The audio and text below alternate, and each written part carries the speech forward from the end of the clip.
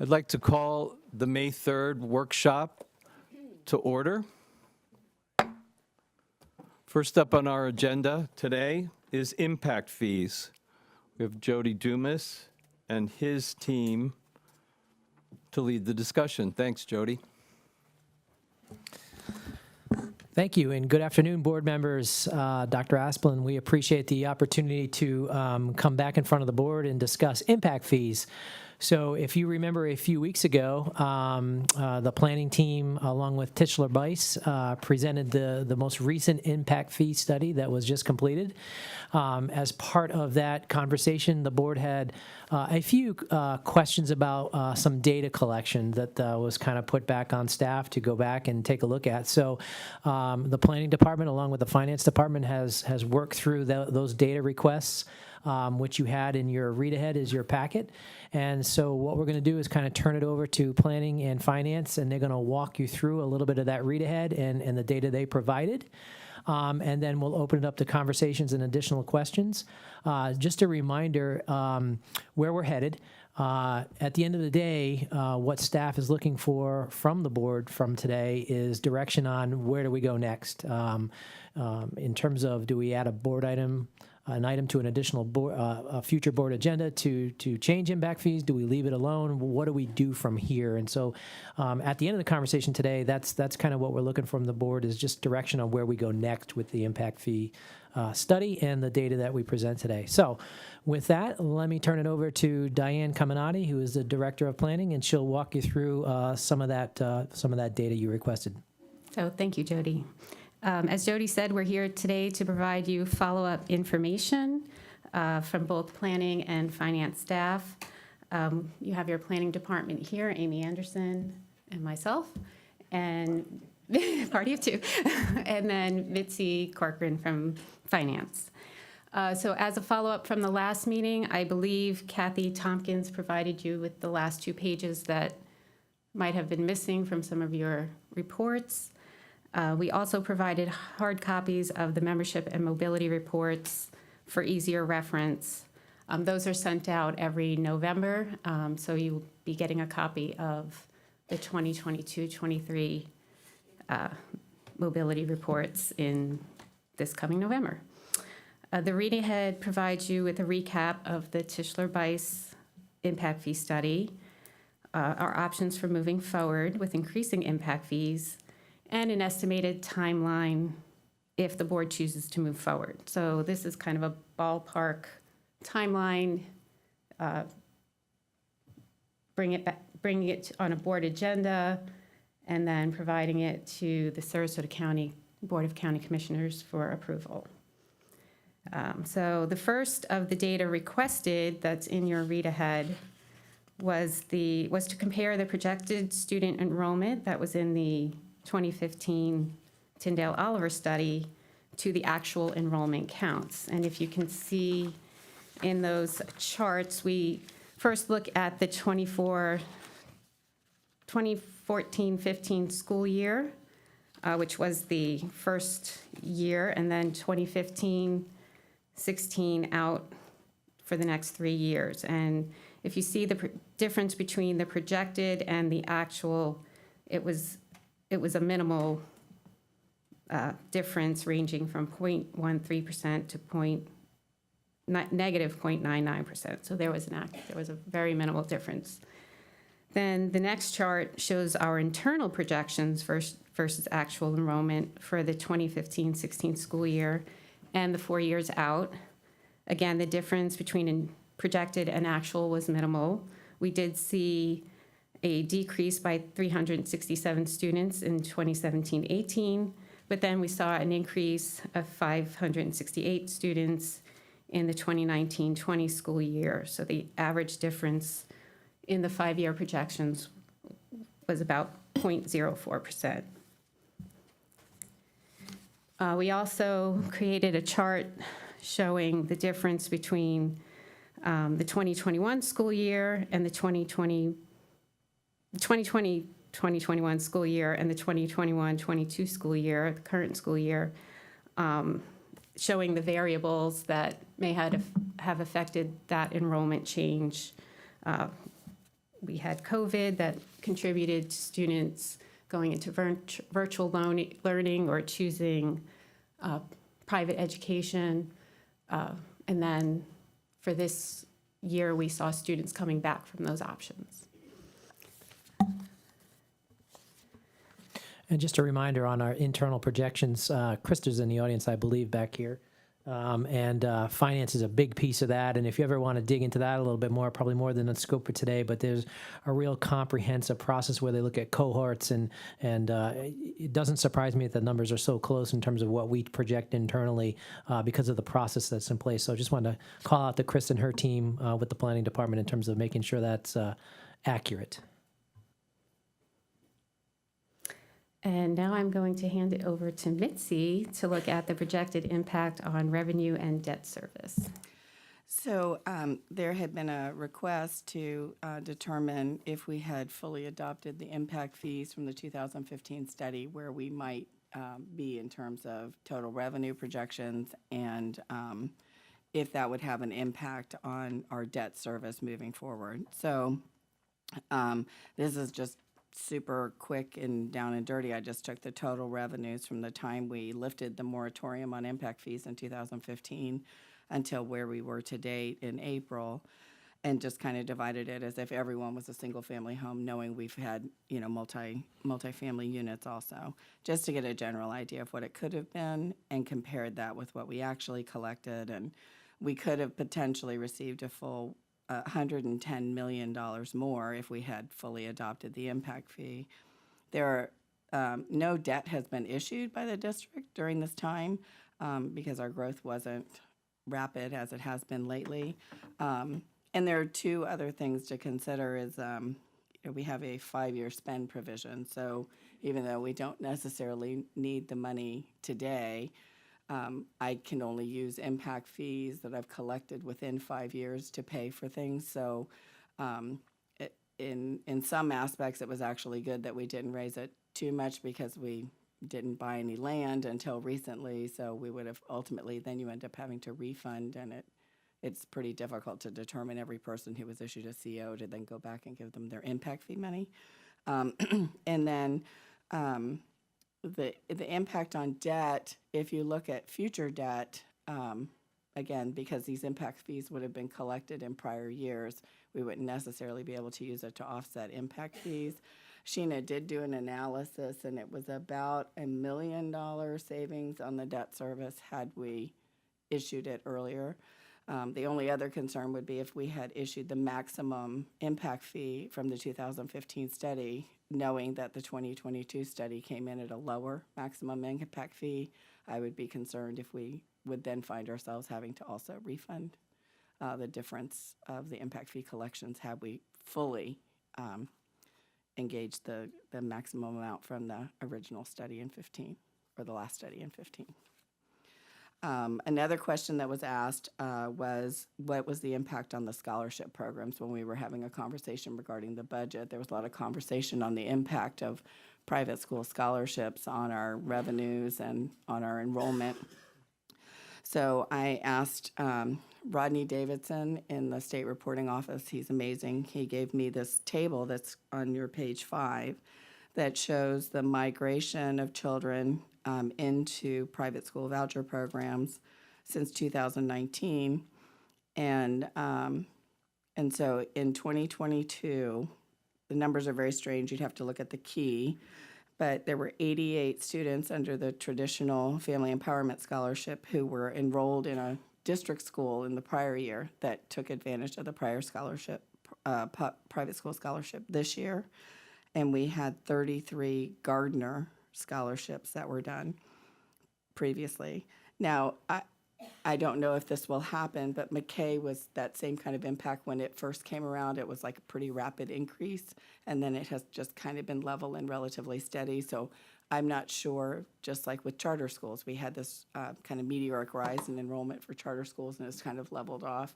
So I imagine that that may also happen at some point in the future with our private school scholarships. I think right now, because it's new and people are taking advantage of it, we're seeing, you know, very rapid growth in those numbers.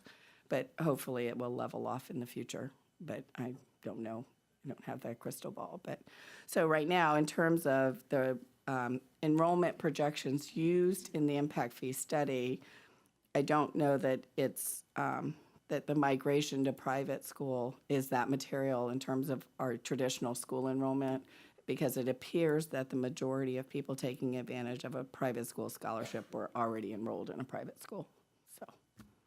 So that was what the point of this table was. I'm sorry, could you repeat that last sentence? I couldn't. Sorry, I have a cold. I apologize. Sorry. So, so based on the fact that there were 1,044 students enrolled in the Family Empowerment Scholarship in 2022, of which 121 migrated from public school or possibly did enroll from a private school into a public school to a private school, I apologize. It would appear that in the overall enrollment of the district traditional school population, that the private school vouchers would not be impacting your enrollment overall, the enrollment projections used for the impact fee study. It's private school to private school, so it wouldn't be impacting. Are you saying the majority of them were from private school to the private school on the vouchers? Yes. And there was 1,000 of them and only how? 121 migrated from district schools. So of the 1,044, 121 were from public schools migrated? Previously, they were enrolled in one of our traditional schools and took advantage of the private school scholarship in the current year. Hold our comments till the presentation is done, and then I'll, I'm sorry. thank you. There we are. We are on the last page of the handout. And just to reiterate what Jody said in the beginning, today staff is looking for direction on how to move forward with our impact fees. What we provided for you on this last page is how we plan for new growth. And we show you a couple of assumptions. One of them being that we expect that the housing market can only handle about 3,000 dwelling units a year. That being, those that can be built, those that people are moving into, as far as what I'm saying, handle or absorb. And with that, as you know, our impact fee, there we go. Our impact fee is determined by 3 different types of dwelling units. So that chart shows you our single family, our multifamily, and our mobile home. Of those 3,000 dwelling units, we use an estimate that 85% of them are going to be single-family dwelling units, and the other 15 is going to be multifamily. Mobile home is a nominal amount. So these are estimates that are actually used really throughout the planning community as far as that goes in Florida. So using those amounts, what I also have on this chart, it shows you our current approved impact fee. And then it shows you the 25% increase from our current impact fee, the 50% increase of our current impact fee that's allowable per state statute. So these are the assumptions that we use, and based on these assumptions, the chart below that shows you our projected impact fee revenue using those assumptions. So we show it to you by 5 years, each of the 5 years. We show you the total 5-year period, and then at the very end, we went ahead and showed you what the impact fees would be in a 10-year total period. The first scenario of the 3 shows if we don't change impact fees, what impact fees projected revenue would be. And then on our second scenario, it provides what it would look like if we collected impact fees at 25% of our current impact fee, and as per statute, phased in over a 2-year period. And I believe you remember this from Tischler Bice's presentation. So the third one shows you the 50%, and that had to be phased in over 4 years. And it shows you the difference between those 2 amounts. And if you look at the 5-year period, you can see it's an estimated $3.4 million more if we were to go with the 50%.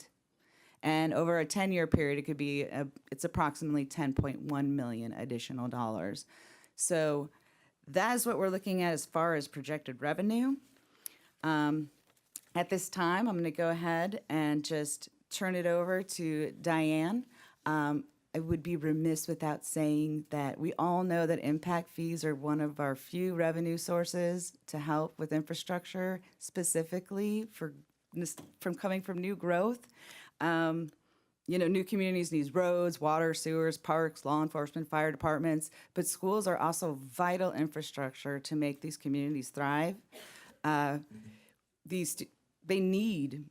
deserve, high quality public education, and we're required to provide that for them per our Florida Constitution. So I love this job. I love planning for these things. We know it's coming. We're prepared. We've done an excellent job planning in the past, as you've seen from the beginning of this presentation.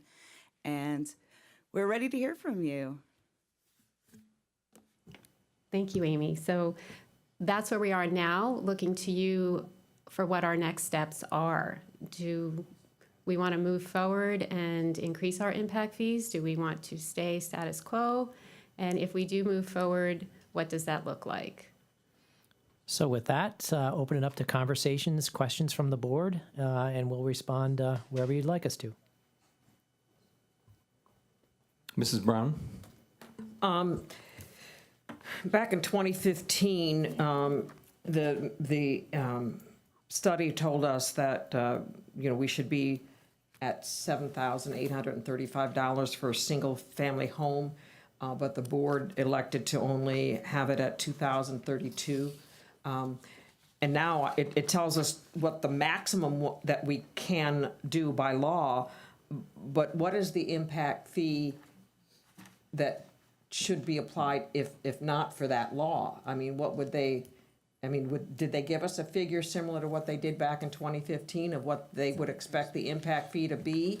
And is that in our handouts? I didn't see it. Wasn't it? Second page. Yeah, I was going to say, I thought it was on the second page. On page 2 of your handout, the chart on the top there shows you, it's just a recap of what Tischler Bice shared with us in our April workshop. And it shows you each of the dwelling unit types.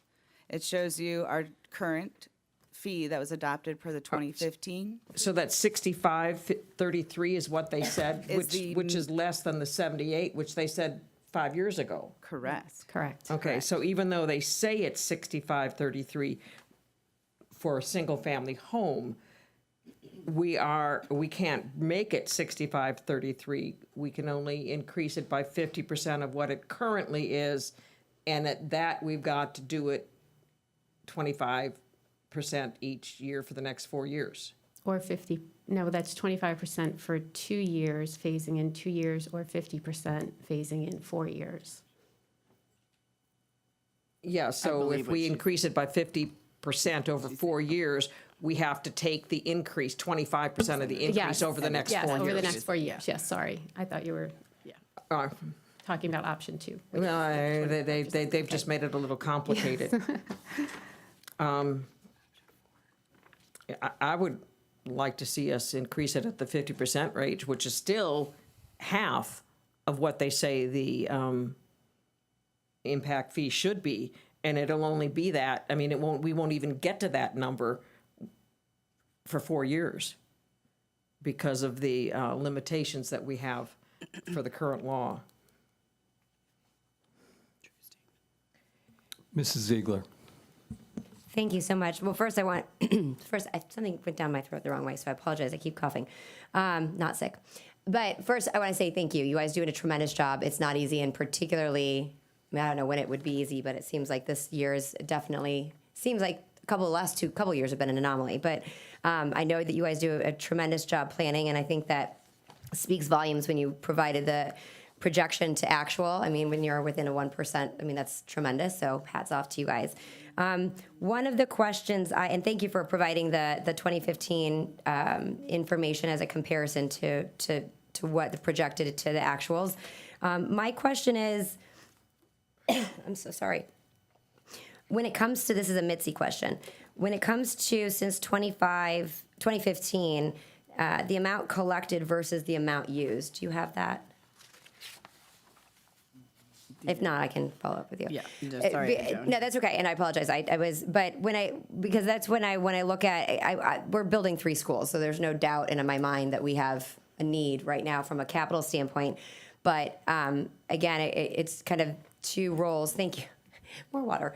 As to part of my challenge is that if we collected fees, but then what was utilized, and you brought up a very good point, then, having to, if we had done beyond the 25%, having to deal with refunds, which incurs staff time and a lot of resources, and there's a financial impact to that. But it also gets to the point where, how valuable are these numbers? And I know there's a very serious math component to it. And then what is ironic is that we're only allowed to use the old study when we talk about adding, 25% or 50%. We're not even using the current data, which is, that's another topic for another day, but that is what we're dealt with. But when I look at it from 2015 to current, while the projections are very on point, we didn't build new schools, correct? Correct. And we bought land in the last 2 years. Did we? Right. And so, however, and again, you have to look into the future, and I know there's a lot of moving parts there. No one predicted a pandemic and a myriad of other things, but so there's no doubt we have to build 3 schools right now. The capacity illustrates that. My challenge is impact fees the right way when we talk about it, all the nuances I just explained. When we talk about, I know, for example, I'll use Schroeder Manatee and some other developers that have built, goodness gracious, communities. They actually do the infrastructure, and then we provide impact fee credits. Is that correct?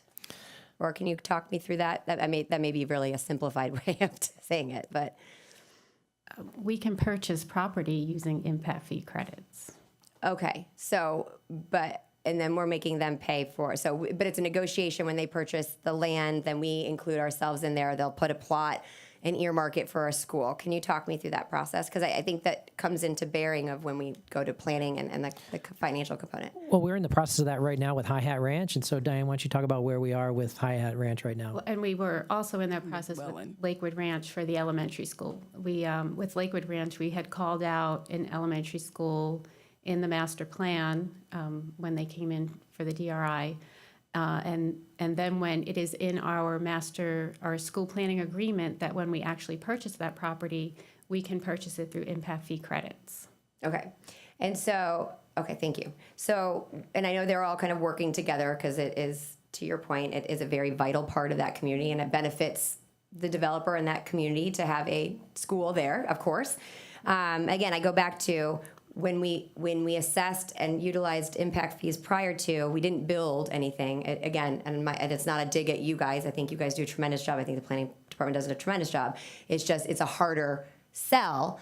Then I take the construction piece of it because, in my personal opinion, people can say it pays for growth, developers pay for it, but in my experience working in project risk, it actually gets pushed downstream, and it actually tends to impact the subcontractors far more than it really actually impacts the margins of the developers. I'm sure there will be developers who will disagree with me, but that's what I see. And so at a moment in time when they're being pressed even harder, when you're talking about material costs and stuff, which are community members, they are business members, I think those are all the elements that we really have to evaluate. It's not as simple as saying, hey, we need this and move forward.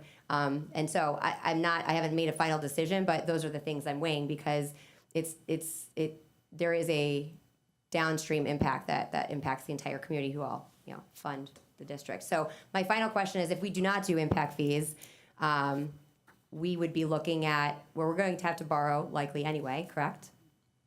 And so the differential is, if I look at this correctly, if we between the 25% and the 50%, we're talking about on the 50% over 10 years was I lost my page. 10 million.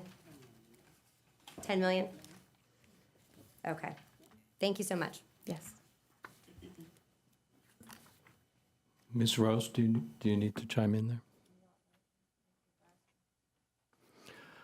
Okay. A couple questions that I have. Could we have used the impact fees to purchase the land that we recently purchased?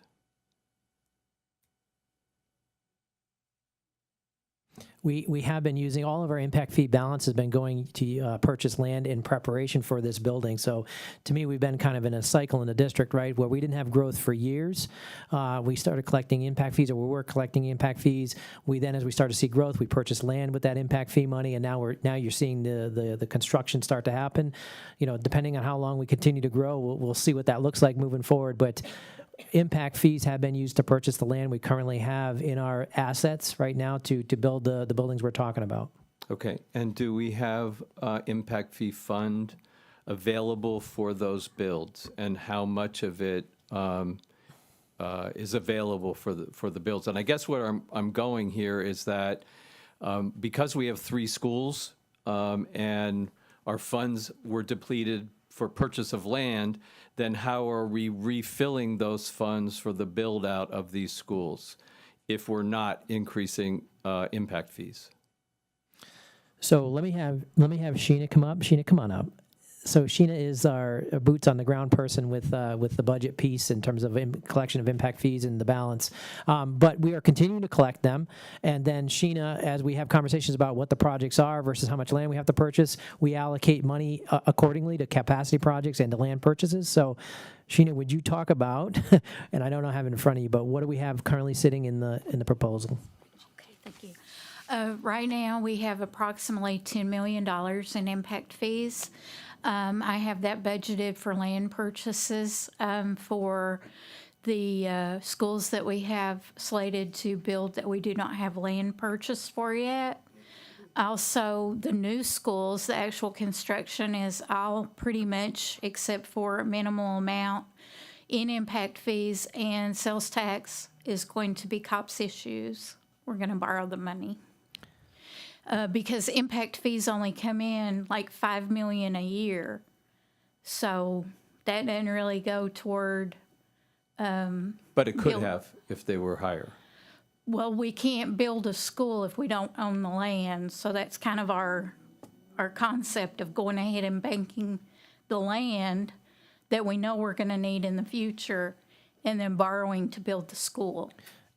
And as Go ahead. No, and as we look forward in terms of that land purchase, so Diane referred to the elementary school site in Lakewood Ranch. That's still going to have to be a purchase moving here. That's in your 5-year plan. That land is not purchased yet.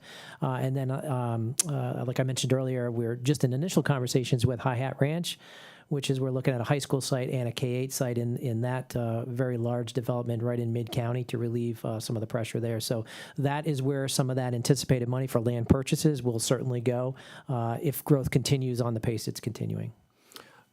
Okay, so let's try this in yet another way. Let's pick one of the schools, one of the K-8s. What's the build? How much is it going to cost to build? 85 million 85. is what our Okay. projection is for the current one. We're sitting with, we're under contract right now for. And in that 85 million, are we within the range of what's acceptable for cost per student station? So that's a tough question to answer right now because we're at a budget phase. We're not at a point where we're bidding yet. When we get to the point that we're bidding, I'll have a better answer for you because remember, we have not built in a while. And so one of the things we're doing is kind of looking at what does the future K look like for us. So there's a lot of conversations about what we'd like to have in there versus what we can afford to have in there. So you need to give me a few more months till I can answer that question appropriately for you. Does that make sense? Yes, but I think the challenge for the board is those moving parts that we're talking about in terms of buying land and build. And then if I had to take my educated guess, and I'm certainly nowhere knowledgeable as the folks sitting at this table, it's likely that we're going to be above what the state will give us in cost per student station. And so that becomes debt service, correct? Mm-hmm. And impact fees can service that debt service. Is that also correct? You could use impact fees as, to secure the debt. It wouldn't, you would not be able to get the ratings or the interest rates that you can when you're securing ad valorem under a lease agreement, because impact fees are solely determined based upon growth in a county.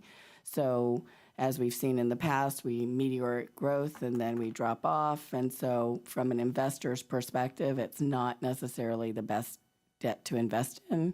So the rates may be higher than they would be if you were securing it with a levy or use of a capital outlay millage. So that would be the only think you can use it, but I don't know, given how much we're issuing in debt, that we would be able to secure enough. We could use it as a combination of the two, but when you issue a certificate of participation, it is only against an ad valorem revenue. So we'd have to issue two different types of debt. So the other thing that I think is complicated, and so I'm gonna find myself at a certain place in where my recommendation is going to be. But when you mentioned, Ms. Corcoran, that we spent $1 million in debt service that we might have gotten from impact fees had we had a higher rate, if we had raised when we could have. That was on future debt service. There was the potential, had we increased it earlier, we would have had enough money to reduce the amount of debt service moving into the future. That would have potentially saved $1 million in debt service expense. Okay. And then I guess the other part of this that I feel is a board member's fiscal responsibility is that we're looking at these new builds, and the costs are going through the roof, just in the construction, just through the roof. I mean, there doesn't seem to be any, and so if we're nickel diming impact fees, I feel that we're jeopardizing our school district of what's happening in the future. In addition to the fact that there's these moving parts of buying land and build, and then this additional piece that is likely to happen to us as we start to examine the cost per student stations.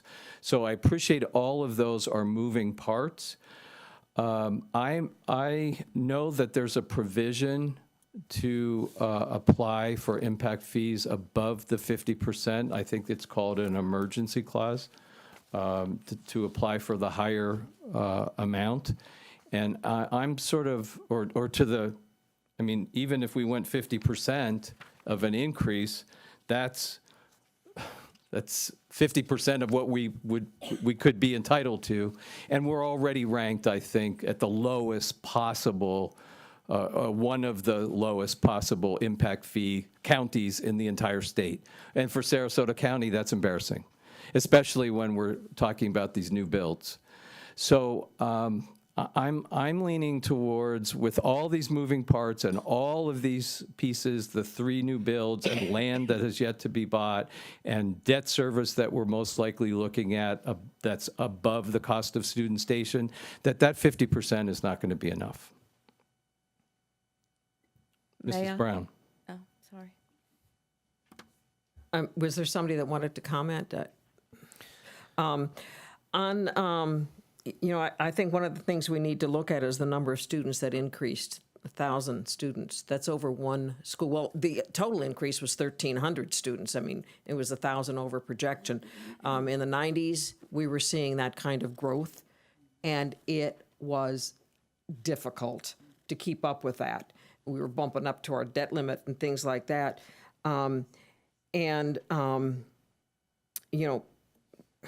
We used to have 2 mills to go for construction, and the legislature has turned that back now to 1.5.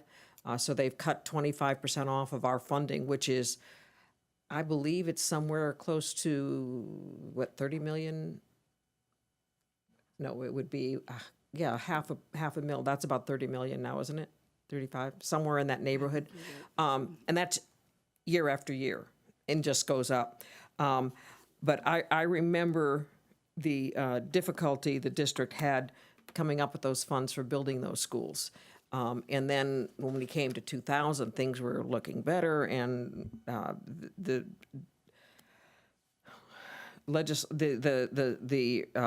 board only increased the impact fee 25% or they reduced it to 25% when there was a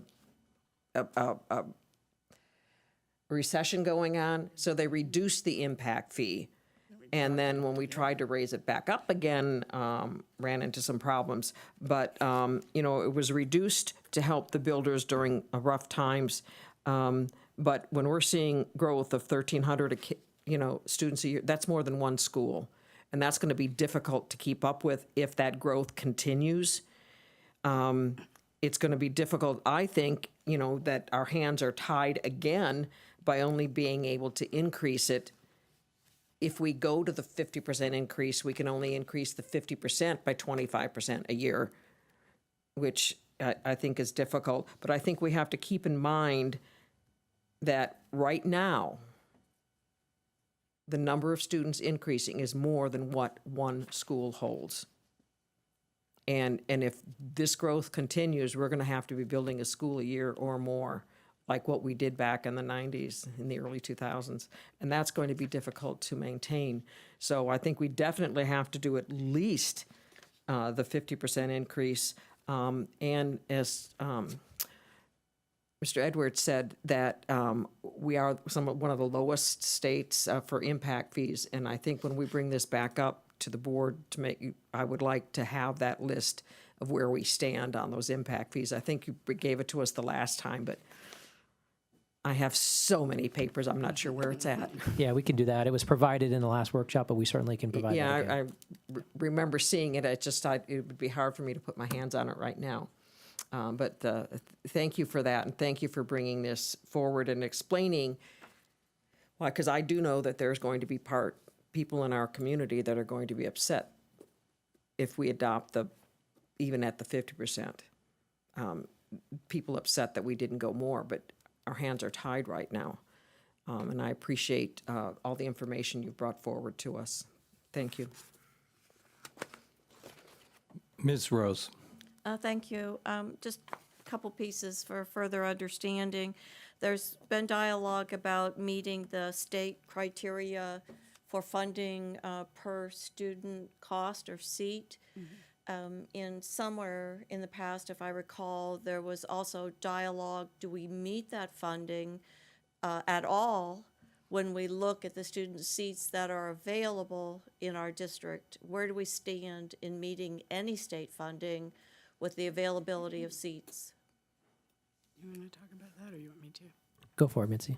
So, right, in terms of being able to build a new school when you have capacity in surrounding schools, the state won't approve it. However, the state does not need to approve a new school if you are using debt to build the school. And if Correct. the funds are coming more locally than from the state level. So That's the clarification I was looking for, because I felt there was communication that was indicating that we could expect state funding in some fashion regardless, but we can't expect it with the available seats that we have in surrounding schools, if I hear you clearly. Correct. Well, we don't really receive any state funding for capital projects currently. We used to a long time ago get a little bit of PICO funding, but we haven't received it in a number of years. So it's all locally funded. So because it's locally funded and we're actually issuing debt, we are able to build a school without the Department of Education's approval to build if there's existing capacity. Correct. That's the clarification I was looking for. And I have one more, please. There's been conversation about the funds that were minimal in the 2015 study. The recommendation was higher, and the board at the time chose to keep impact fees lower. But I'm hearing two different messages with that, and I'm looking for clarification on it. One, that was probably a positive in that we would have had to have returned fees collected. And secondly, that with fees collected, we could have paid down debt. And for some reason, those seem in conflict to me, that we're saying two different things. Can you please give me a better understanding of what we are saying? Sure. So again, we had a moratorium for, I would say, 5 years where we were not collecting any impact fees during the recession, as Ms. Brown mentioned. So when it was time to bring them back, to implement them again, you had to have justification on the amount that you could do, which is why the 2015 Tyndale Oliver study was done. At the end of that time, the board chose not to change the impact fee from the impact fee they had levied prior to 2015. So, they could have increased it, and anywhere up to the $6,500 would have been fine in terms of generating revenue for the district. But again, there is still the 5-year spend down provision. So if we weren't building a school during that period of time, because again, it takes 3 years to build a school. So it's not like you're spending all the money on the day you cut a contract. So that's the other side of it. So again, it just kind of, it's about timing. And so in this particular instance, the conversation about the $1 million of savings is future debt service, not prior debt service. So just clarifying that if we would have increased it, given what we did do 2015 for that forward, we would have had to have returned fees. Am I clear? And that's what you, If you had issued the maximum allowable per the study, there Thank would you. have been a request for a return, yes. thank you. And where does paying down debt service come into the conversation? Because I heard that exchange, and that's the part I'm still not clear about. If we would have had to have returned it, does that mean we couldn't have used it to pay down debt service during that time? It's No, not clear. we're talking about future debt, so it would have reduced the amount. Had we collected those fees, it would have reduced the amount of future debt we would have issued. So instead of issuing $110 million, we maybe would have issued $105 million or $100 million. So the $1 million of savings is an interest cost. Okay, thank you. Mrs. Ziegler. Thank you. I want to I have some notes here, but I wanted from a timeline standpoint, from a guidance, I know today would be great, but I can speak as one board member. I think there's some things I want to weigh out. But can you give me some sense of time, best case scenario at all, just to give you guys direction? Because I understand that there are a lot of moving parts on your end. Well, I think that's really a board decision, to be honest with you, because our current rate is in place. We're collecting fees as we stand today, and our budget department, along with our planning team, our construction team, you've got a workable 5-year plan implementing, what you've seen already over the last couple of workshops. You've seen that a couple of times, including the COPS borrowing to be able to handle capacity. So really, timeline, I think, is up to the board in terms of what you think the priority is and how quick you want us to move on this. It's at the board's pleasure how we move forward. Okay, thank to be you. honest. I appreciate that. So, and I know we talked about the various scenarios. How do we pay for the schools? And I don't think there's debate about the need for it. I mean, the lack of capacity. And so now, in my mind, it's just evaluating: is this the best mechanism? All things being equal and fair, is this the best mechanism? One thing I wanted to ask, especially as we talk about cost and the rising. I mean, inflation is no joke. I mean, the building industry has probably got hit with it first before us average folk did. But, and it's interesting that 2008 was brought up as there are tremblings that we are headed for a recession. So take me back from a history standpoint, when the moratorium was set, we were collecting impact fees at that time, and that was state driven, that all impact fees halted, or was that locally? So it was locally. It was 100% a local decision by the school board to put a moratorium so that hopefully growth could continue in the county without the impact fee associated with it. We also issued COPS during that period of time and did school rebuilds at Venice High School, Booker High School, Riverview High School in an attempt, well, Riverview was actually before the recession hit, in an attempt to hopefully keep our economy, local economy, moving forward. Okay, no, thank you. I didn't realize. I thought it was, for some reason, I thought it was state. So at that point, we were still building. We weren't building any new schools, but we were renovating. Because I think Riverview was like the last school at that point. No, Lamarck. So we rebuilt Riverview in 2007, and then we rebuilt STC. Well, we built Suncoast Poly. We rebuilt Suncoast Technical College. We rebuilt Booker High School, and we rebuilt Venice High School. And we did those all during the moratorium? Okay. Yeah. Yep. No, thank you. And so the last part was, when we talk about from a budget standpoint, again, I know the assessment, the K-8 was, I think, is $85 million. I know the high school is about 115. It's 155 million, I believe we got in there. Yes. So It is shocking, and but we yes. have amazing, construction manager partners and stuff like that, and we have amazing architects. And so there's a couple different dynamics of, when we look at how we pay for it, is, do we need to even change the scope? Do we need to minimize? I mean, just from a financial aspect. And I don't want those things to go off the table, because what I said earlier is what I genuinely believe. The impact fees concern me, and I know there's this conversation about paying for growth. My concern is it actually absolutely unequivocally impacts the people downstream that get the compression of the increased costs, and they are struggling equally on the margin side with materials and all of those things. So, and they are members of our community, and I think from an economic standpoint that is a large concern of mine. The other part is when we talk about cost per student station, I know way back in the day we were talking about fish capacity and that Sarasota County is a little bit different. Are we still in that realm? So if you're talking about the cost per student station, those are always goals of our construction services department, is to meet those goals, and where we're exceeding them, try and figure out why we're exceeding them. Right? The process is going on right now with the new K-8. Right? We're trying to make sure we build a good program. That program drives scope in the building, and the way we do all of that and make sure we hit those numbers is upfront planned correctly in the process right now, so we're not making changes down the road.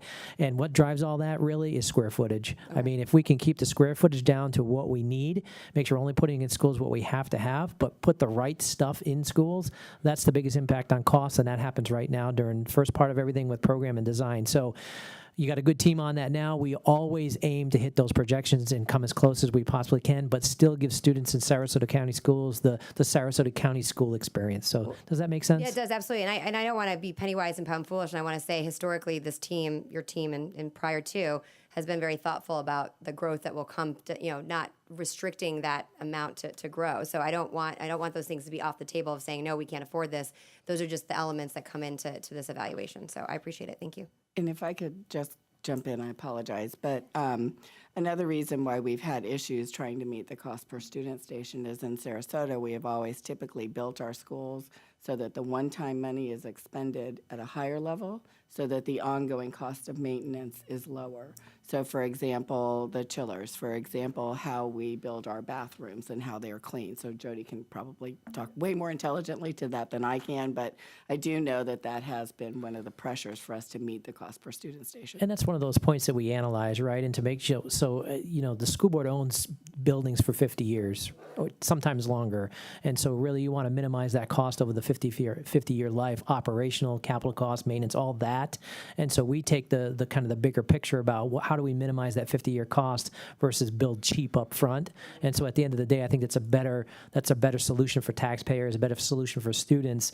But again, those are all decisions on that front side that you're making based on what it's going to cost to initially put it in. Mrs. Brown. My comment was also on the why we have a higher cost per student station, and it probably predates most of the members on the board when we had that discussion. I know it was Scott Lempe at the time, but we looked at buying things and looked at the cost, the overall cost, including the maintenance and everything. Another thing that the state says that we should have a student in the desk, the entire hours that they're there. We have special rooms for the specials classes so that the art teacher and the music teacher, they have a special class so that they don't have to come into the classroom where the teacher is, plus the teacher can have her room for her planning time. So that's something that we do that isn't allowed. And another thing that the state doesn't allow for is we build our schools for hurricane shelters. And, there are schools in inland that they don't have to deal with that. And even in some of the counties south of us, they're too low. They can't be hurricane shelters. So we've got people coming up here, from Charlotte County into our schools for hurricane shelters. These things add costs. And I don't think it's something that we should look at to say, we're overspending. We are not. We're spending smart. And I think that's what is in the best interest of our taxpayers. So that's something that we have to keep in mind when we're looking at the cost per student station. Mrs. Rose. Thank you. I just want to add the spending smart piece and keep in mind when we are looking at the cost per student, I'm looking at the educational environment, something some of you are familiar with me. And I know that at one point we toured St. John's and middle schools, and they had opportunities for student collaboration, which increases the ability for student performance. And I look at the Pine View building that was just built, and I don't see extravagance. I see opportunities for students to grow and perform. So I wholeheartedly agree with the SMART piece, that when we look at costs, it's what are we getting out of it, from safety to building the highest quality, which for educational performance, which I'm sure Sarasota expects. Okay, so a couple more things from my point of view. My understand, Ms. Corcoran, you mentioned something about a levy. Why would we want to do that? Or why would we have the need to do that? Levy.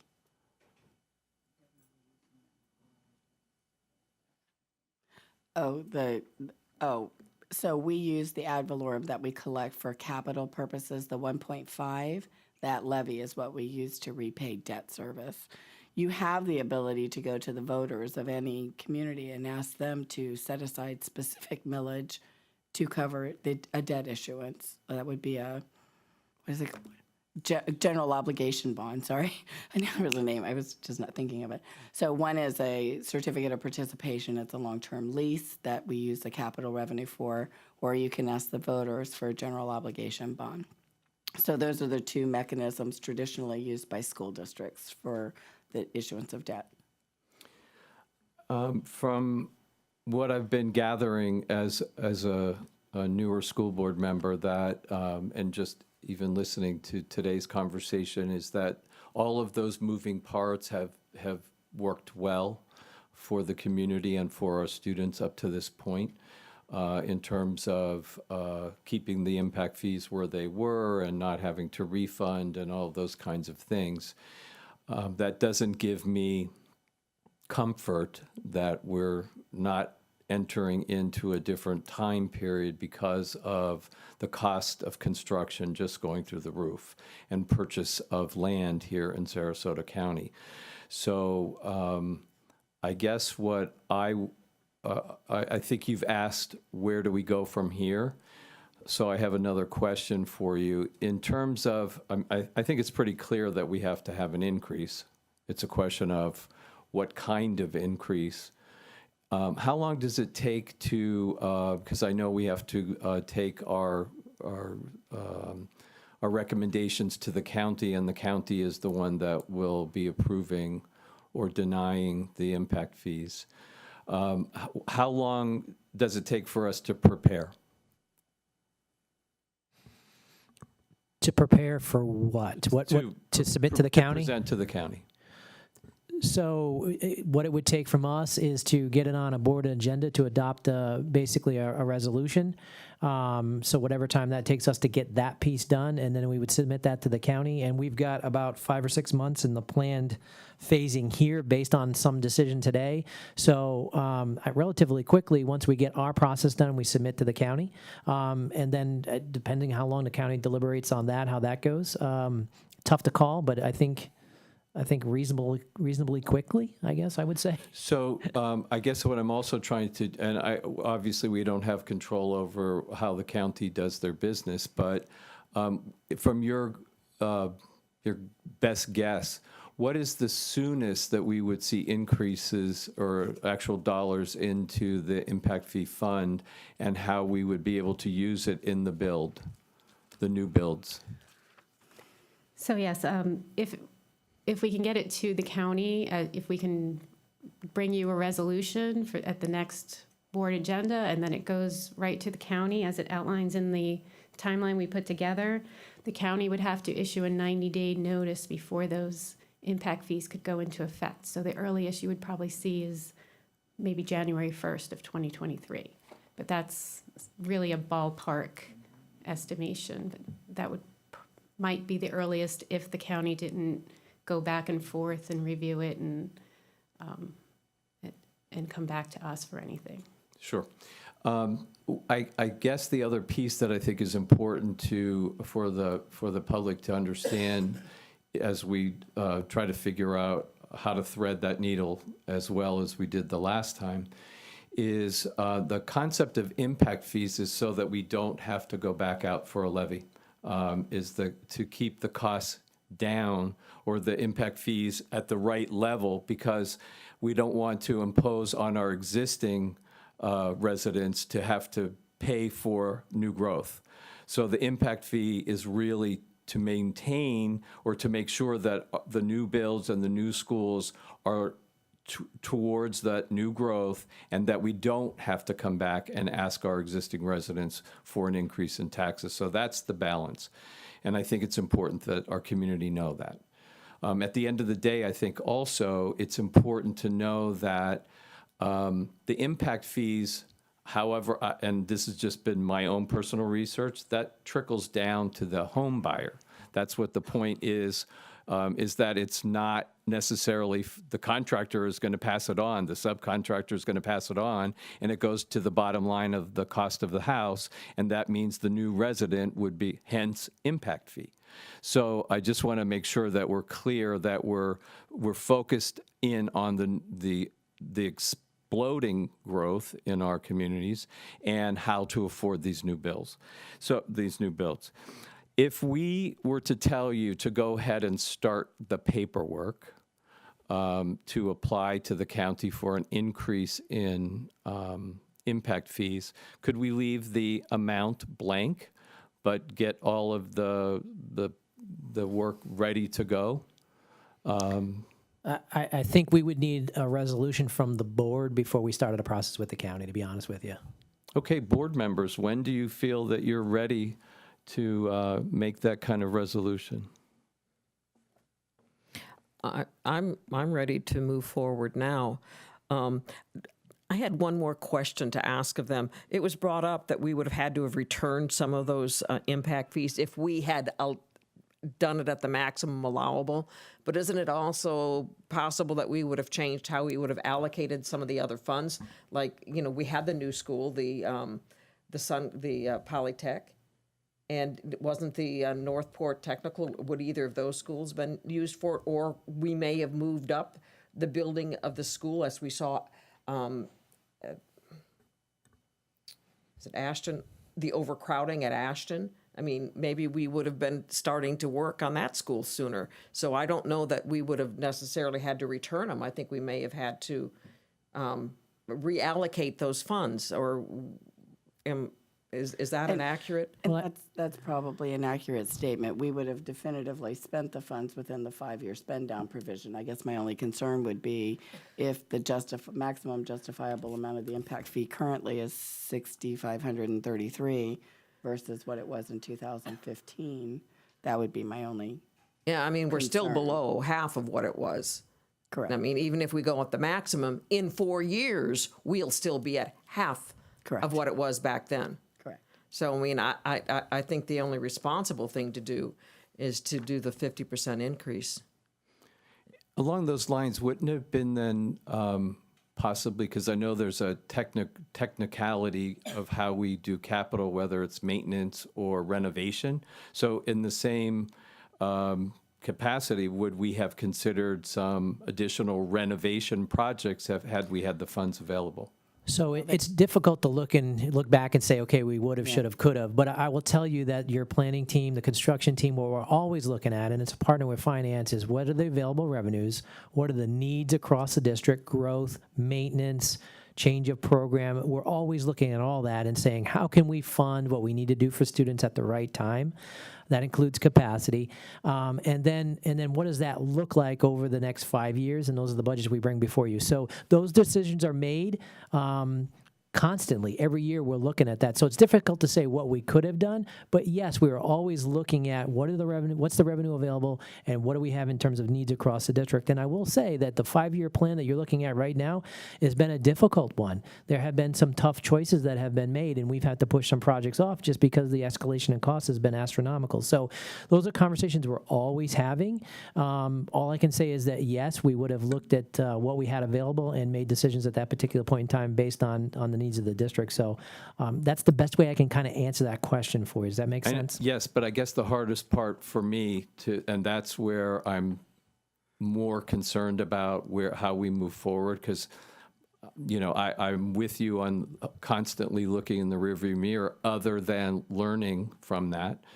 But would we have made different decisions based upon what you said, available funds? If the impact fund fee, if there were more money there, would we have made different decisions? I don't need you to answer that question. I'm just saying that probably is the answer from my point of view. Mrs. Brown. Another, probably just far out there, if we found we had all that money and we didn't need all that at that time, we could have also reduced the capital millage. I mean, that's always a possibility if, we didn't need the money, because that's another revenue source that we use for capital. And I think that's something else we could have looked at, and the would have, could have, should have type things. But we didn't get presented with that. What we're looking at right now is, how do we move forward? Can we move forward with the constraints that we have, increasing it by the maximum amount that we're allowed under law, which is the 50%, and at the 50% level, after 4 years, we'll still be a half of what they said we should be implementing. So, I mean, I think the only fiscally responsible thing would be to go forward with the 50%.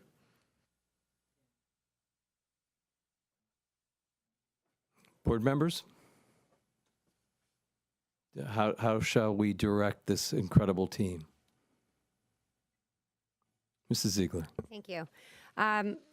Again, thank you for this. I still have some outstanding items that I want to kind of circle back with the team and then just assess it that way instead of going through it from a time standpoint. And so, I mean, I couldn't put a time frame on it. I know Mrs. Goodwin isn't here as well, so I don't know, being another board member chiming in on that. I can tell you I'm not ready to make a decision for direction today, at least myself individually. So at a future date, sorry, I'm not trying to be smug, but I don't know what that time frame would be.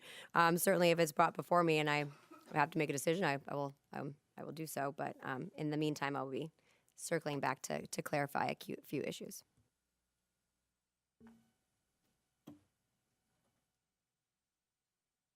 I'm not comfortable leaving it at a future date. We've got new builds that are right around the corner. So shall we put this back on the next workshop? Mr. Edwards? Mrs. Goodwin? I'm here. I'm good to go with the 50%. Thank you, Mrs. Goodwin. I'm inclined to go with the 50% as well. It seems like it's less wear and tear on having to go the emergency route. I know I've spoken to several districts who've done that, and it's a lot of work. So I think we'll go with. That's my recommendation, that we go with the. Look at the happy faces I just made! Hooray!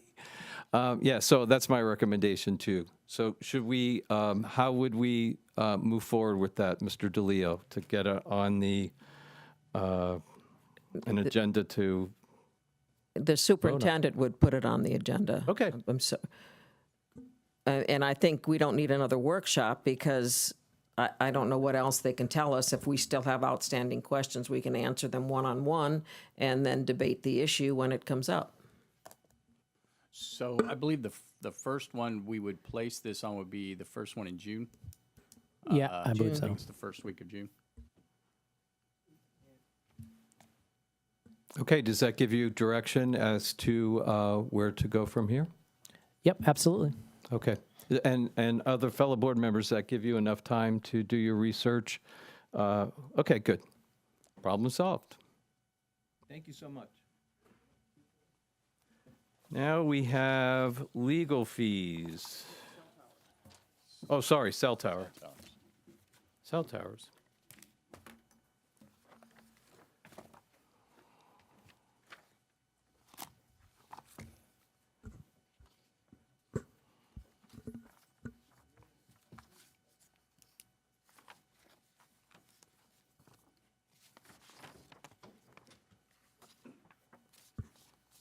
Mr. Dumas. All right. Well, thank you, board members. Good afternoon again. It's our privilege to have a conversation about cell towers today. I'll give you kind of a brief history, and then and we'll turn it over to Diane again for additional comment.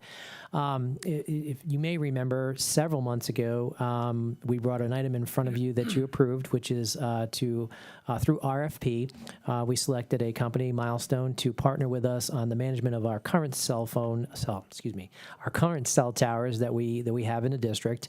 It's been a just kind of one of those things that we don't do well, and looking for an expert to do that for us. So our contract with them allows them to manage our current cell towers, but it also allows them to take a look at our other facilities where we don't have cell towers, and potentially build cell towers on those sites to meet community needs. And so we've got our contracts in place, our agreements in place with Milestone, and we're at the point where we want to look at the first opportunity to potentially place another cell tower in the community. So with that, let me turn it over to Diane Caminati, and she'll take us to the start of the presentation. So thank you, Jody.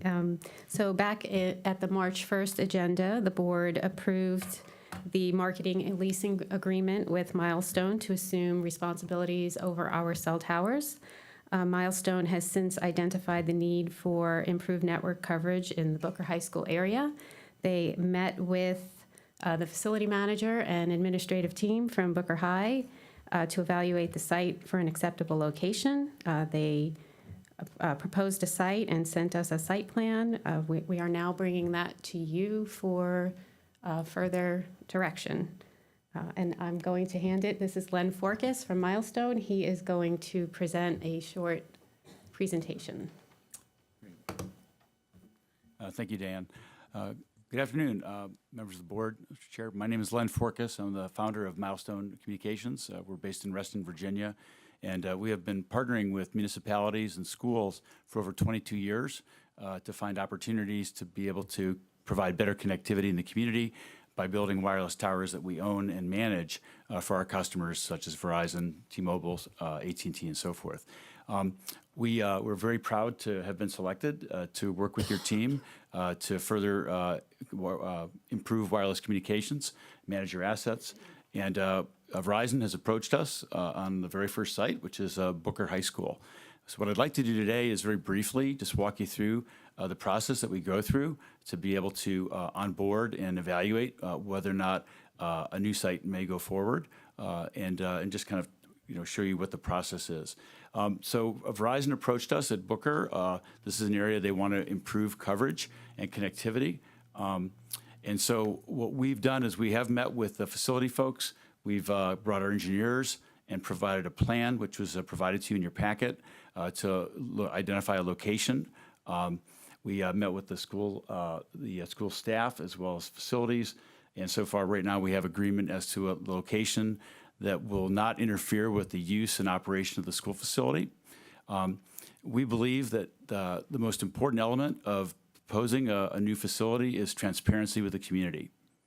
And so we have a process, we've developed a process over many, many years that provides for that. So once we've agreed on a location, we would then ask for consent to start the community outreach process, which would involve building a website. We have prepared before and after photographs, some of which I'll show you, to show what the visual impact will be. On the website, we will also have information about the need, the area of coverage, and also the process that we go through to be able to invite and solicit input from the community. We will have a town hall meeting, and then with that, we'll come back to staff to report back the results, and then potentially bring that forward to you for a vote as to whether or not we may go forward with the project. But to start off, the first thing that we do is we identify a radius around the site. This particular graphic shows a radius of approximately 1/3 of a mile, and there are over 350 homes and residences within that radius. We then will prepare a letter that we'll send to every home, and then a week later, we'll mail out a card. This will all be 2 to 3 weeks prior to the scheduled town hall meeting, which we'll have in the community proximate to the site. And what we do is, the reason we do this and show the photographs and prepare all this is because we never want someone from the community coming to our town hall meeting to learn firsthand about what we're proposing. We want them to know about it, because we've shared with them transparently what we're doing. This is an example of this is a location that has been selected by staff and our team, which is proximate to the railroad tracks on the south, I believe it's the south western quadrant of the property. The tower will be approximately 150 feet tall. The area it will be designed to accommodate 5 wireless communication carriers and also allow for the school to use this tower for their purposes if you choose to implement a wireless program. We reserve a space on the tower for the school's use. We've taken several photographs from different vantage points to identify what the tower will look like. I'd just like to share a few of these with you, but on the website we'll have all of those vantage points. But this gives you an example of what the visual impact will be if the tower is permitted to be constructed. We personally like high schools because, number one, they're large parcels. Number two, there's tall lights, so the monopole tends to blend in with the visual environment. And of course, the need is demonstrated because we have so many of the younger people are using the wireless phones. They need the coverage. So these are just a couple of samples of the photographs that we'll share with the community of what the visual impact looks like. Again, we propose this. Again, we prepare the website. We can transition over to show you what the website looks like. Right now, it's password protected, but once we initiate the process, this is what the website will look like. It has tabs on the top that show why it's needed, what it will look like, what the schedule will be, and how people in the community can be able to communicate with us prior to. The other nice thing is we have, with Google Metrics, we can see how many people visit the website, at what dates, how many page views, so that when we come back to report back to you, we can actually show you the impact, not just for the people that were able to attend the town hall meeting, but also the people that have looked at the site, looked at the information. And our goal is to listen to the community, make sure we hear their views, and do our best to try to mitigate whatever feedback we get to try to find solutions that will allow for us to be able to build this facility in a way that is compatible and also inclusive. So with that, I'll turn it back to you, Dan. So we're just now looking for direction from the board if you would like us to move forward. Mrs. Brown. Just a few clarifications. So you say by putting this tower here, that will increase the service for the surrounding area? Yes. And for doing this, you will give us a $45,000 one-time payment. We're not paying you, you're paying us. Exactly. And 40% of the revenue that the carriers pay us will go back to the schools. And you're conservatively saying that's between $12,000 and $36,000. Yeah, we'll design the tower for 5. Right now, there are 4 companies that have the potential to lease space on the tower. Right now, we know that Verizon needs this site, but we also know, based on just demand, that over time, on average, we have 3 carriers per tower over a 7-year period. And my next question would be to Dr. Brennan, Dr. Asplin. Do we need permission for them to, do you need direction from the board for the permission to go out there to do this? Or can they do that on their own, and then after they bring that back, then we vote for it or on it? Yeah, so we're not looking for a vote today. We just wanted to get a head nod. Number one, make sure you know what we're doing, and as community starts to talk about it, obviously we want you in the loop first, and just make sure that, number one, you're okay with this process, us coming and talking about the site, what the layout's going to look like, so that you get a chance to see it first, the potential layout, and to make sure you know what the community outreach is going to look like prior to us doing all that. If that all goes well, as Len described, then we'll come back to you with an agreement specifically for Brooker High that you would vote on. But want to make sure that you're in the loop before we do that, and are agreeable to we're headed in the right direction. And that may, in fact, go on a consent agenda in a future meeting, perhaps, because it probably won't be in the next month. So community outreach is scheduled tentatively, if this goes okay, for June, and so it would be sometime after that, based on the feedback, that we'd come back in front of you with an item to vote on. Yeah, and I, unless, I would assume it might be on a consent or new business in the future. All right. Mrs. Ziegler. Thank you so much. So I have a two-part question, and first I'll start with Mr. Dumas. How many cell towers do we have on our campuses currently? Mike, So we currently have 5. and do you have those school sites? Yes, we have one at the Asbury site at the Education Center. At the behind- facility center? At the Okay. facility center, sorry. all right. And we have one at STC, the main campus on Beneva. We do have a structure on the Gosio site. We don't have any leases on that site right now. We do have one at Sarasota High and then one at Venice High. Okay. And thank you. Well prepared. I appreciate that. So when it came to, so I remember when we did the RFP for the management standpoint, and I recall the board members of the board mentioning, this is not our bailiwick. Let's have someone else handle it. Still fine with that.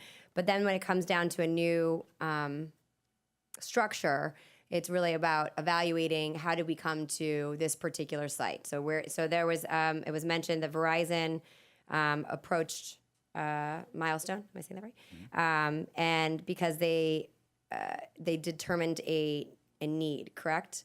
Do you vet the need, or do we vet the need? I mean, because when you think about that area, is there a need? One, is this the best site for it? I'm going, as a board member for a school district, I want to make sure that we've evaluated all the variable places, and then we go to the next step. So when it comes to the need being demonstrated, how is that determined? Who does that process?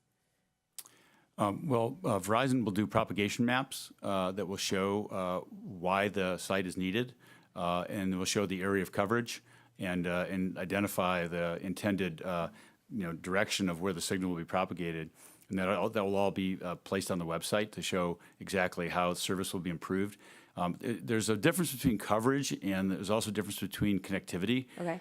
So on Sunday morning at 8 o'clock, there's plenty of coverage, but when the bell rings at they ring at 3 o'clock, the system's maxes out. And so there's capacity that's needed as well.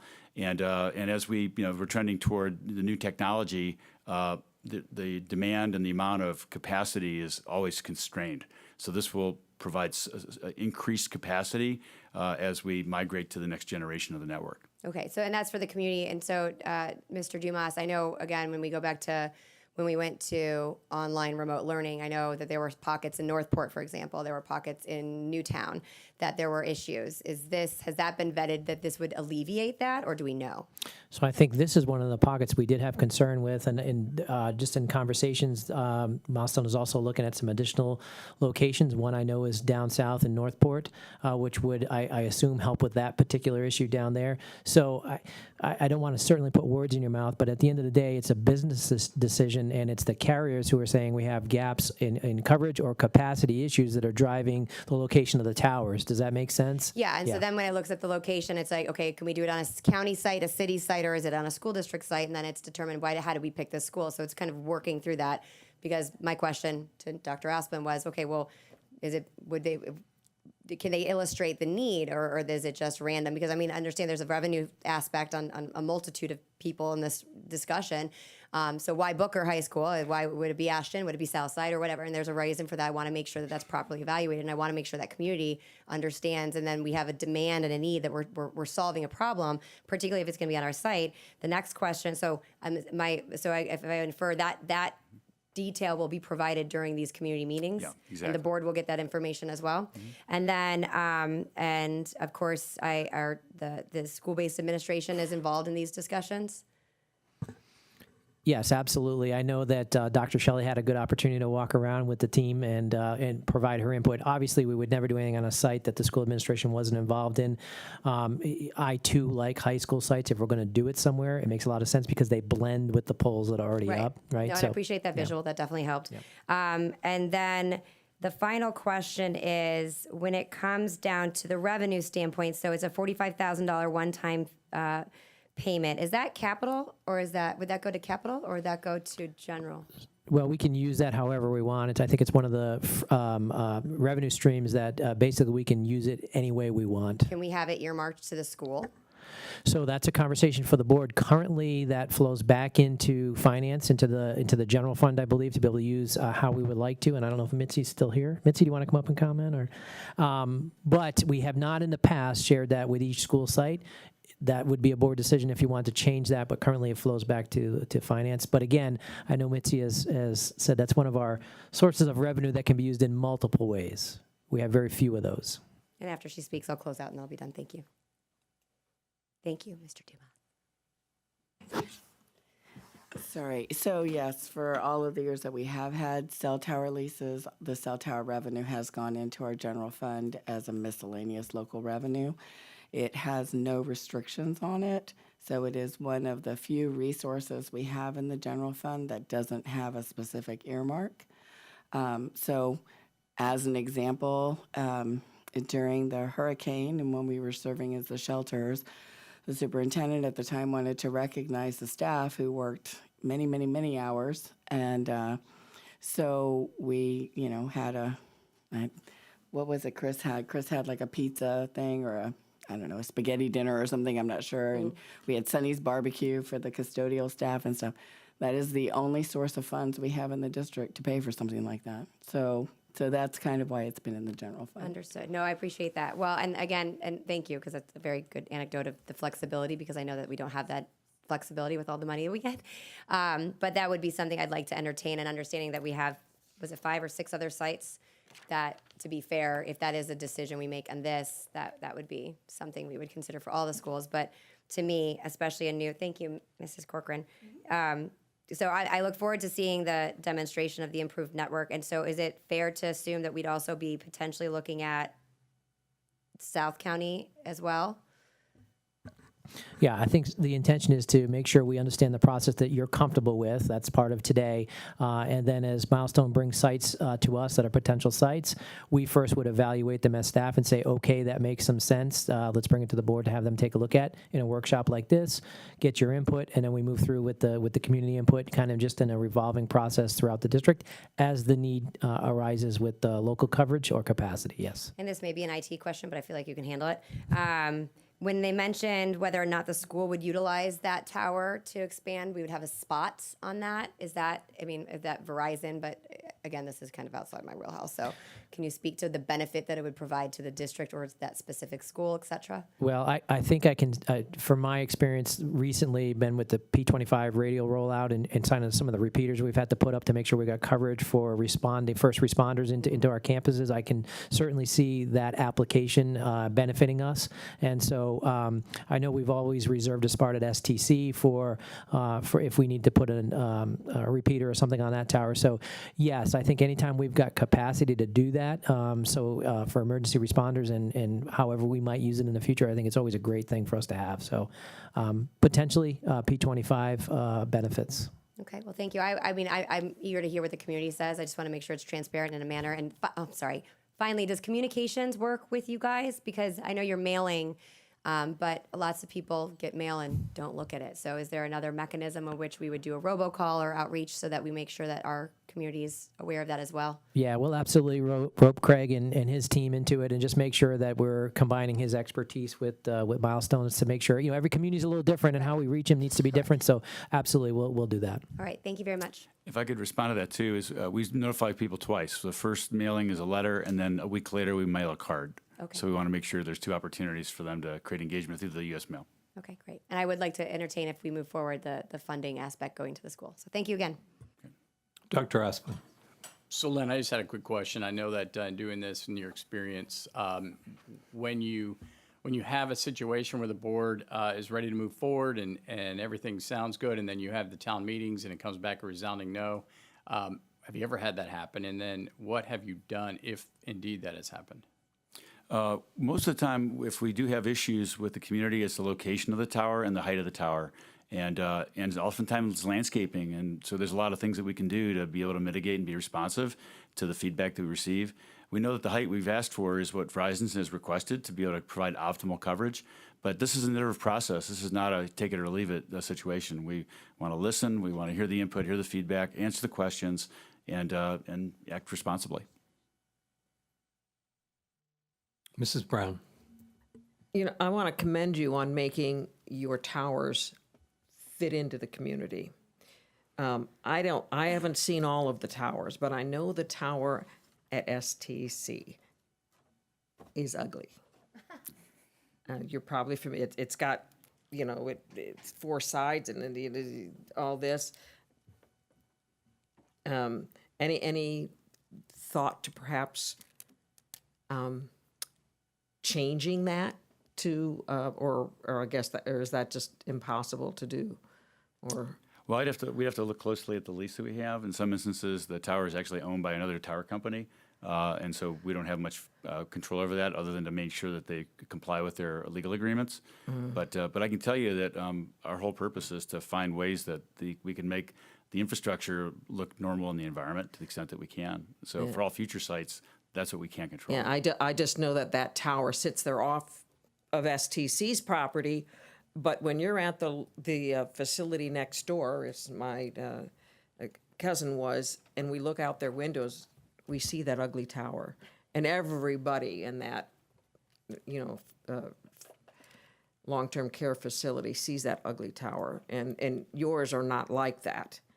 If there's any way we can make them change that ugly tower, I would appreciate it.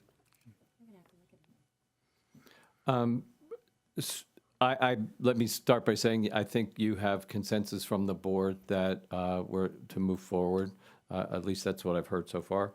But I remember passing this and outsourcing in essence to Milestone. So while we're here, it sounds like you're reactive to what the carriers want.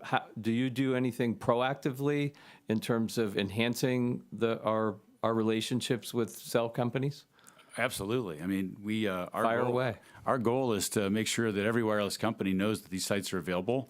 And if we have a tower, we want to make sure they know what spot on the tower is available. So we are very aggressively communicate with all the stakeholders, not only the carriers, but all of their subcontractors. We update our websites. We make sure they have our most current lists. And like I said, every month we have conversations with the market leaders in every market in which we operate to let them know about the sites that are in our pipeline, the sites we're working on. Our goal is to create growth and to create opportunities for them to come to our site to be able to enhance their signal. And in many instances, many of the sites you have are some of the only places where a tower can go because they're surrounded by residential areas, and you've got big parcels of land where it can be blend in. So in many respects, the assets that you own are very attractive, but they've never been on the radar of these companies because they didn't know how to conduct business with the school. Have you had a chance to look at the new build locations? Well, right now, the feedback we've got are from two sites. Obviously, the site that we have today and another site at Northport. But right now, again, we're just getting started in the marketing process. We just signed our agreement about a month or so ago. Yeah, so we didn't want to jinx it and pre-market it. We wanted to make sure that we had all our ducks lined up. But now that we've got an agreement and ready to go, we're very excited about creating opportunities. Awesome. Do you have what you need from the board? Yes, thank you very much. We appreciate the may I? conversation. Oh, sure, Mrs. Rose, sorry. Thank you. I just wanted to say I support it. I didn't get an opportunity to talk and want to make sure I did. The revenue is fantastic, particularly the impact on schools. And I know from having a school full of technology that having any wireless support is phenomenal for instruction. And I just want the icing on the cake is how you are going about working with the community. I think that's essential to get all those other positives. So thank you.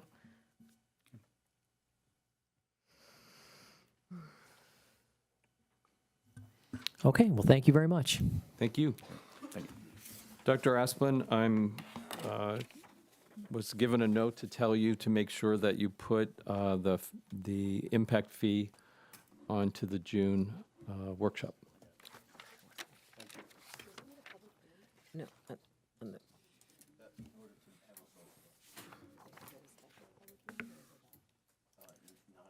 And now we have legal fee discussion with Mr. DeLeo.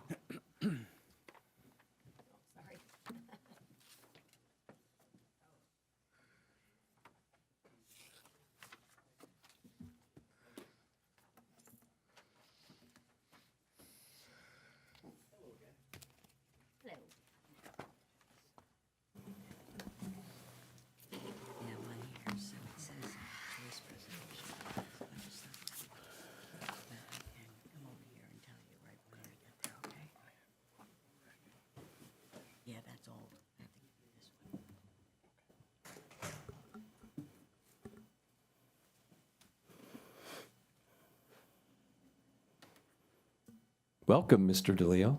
Hello, again. I have a PowerPoint presentation, pardon me, that I hopefully will be helpful to you and provide some information. You tell me how you'd like to proceed. Would you like to have a conversation? Would you like me to give my PowerPoint now? Let me know. Board members? Yeah, presentation. Okay, terrific.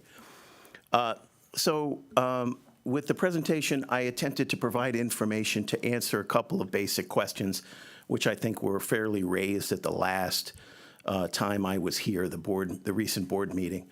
And so what I hope to do here is to provide you information showing you the total fees paid to Shoemaker during the fiscal year, track that for you so you have an understanding not only what has been paid to date, but what is likely to be paid during the fiscal year period, which is the relevant period. I then would like to drill down a little bit on the contractual cap on fees and the extraordinary circumstances exception. And then I'd like to talk to you a little bit about the cause of some of the increases in fees that I think will be helpful information to you, and then offer you some solutions to those issues. So that's where I'd like to go. First, the total fees paid to Shoemaker during the fiscal year. The fiscal year is July 1st, 2021 through June 30th, 2022. That's particularly relevant because, of course, we started earlier than that. We started providing services in February of 21, but for purposes of the number that we're tracking, that begins on July 1st. The cap in the contract is $819,718.62. Now, Shoemaker has monitored that number. I personally have monitored our number since the inception and beginning of the contract, and I have at various times apprised the board as a whole and board members of that issue. On December 7th of 21, we had a board workshop. And at that board workshop, you may recall, there was a little bit of additional time. I went back and watched that board workshop. And in that board workshop, Member Ziegler asked a question about my attending the workshop and Mr. McKinley, who I had just recently hired, attending the workshop, and how that would be funded. Are we paying for both of us? And how are those roles going to work? So in response to that discussion, I sat in this spot and I gave you a sort of quick and dirty dog and pony show on attorney's fees and answered that question. In the course of doing so, I offered up that this was an issue, the cap, the existence of the cap, that we may very well, I think I said, we may face a reckoning, and I mentioned the mask issue as one of those exceptional circumstances. That was at the December 7th, 21 workshop. I again raised the issue in an email asking for the district's own numbers on the issue. I want to make sure we were working with the same numbers. In fact, we weren't. There was some discrepancy in those numbers, but that was in February 3rd of 22. And then there were a series of conversations with individual board members and with the chair.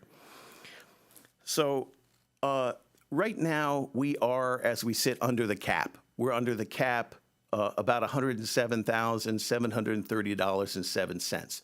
The total fees paid to Shoemaker to date is $711,988.55. So we are now, as we sit here, under the cap. Now, we will soon be slightly over the cap.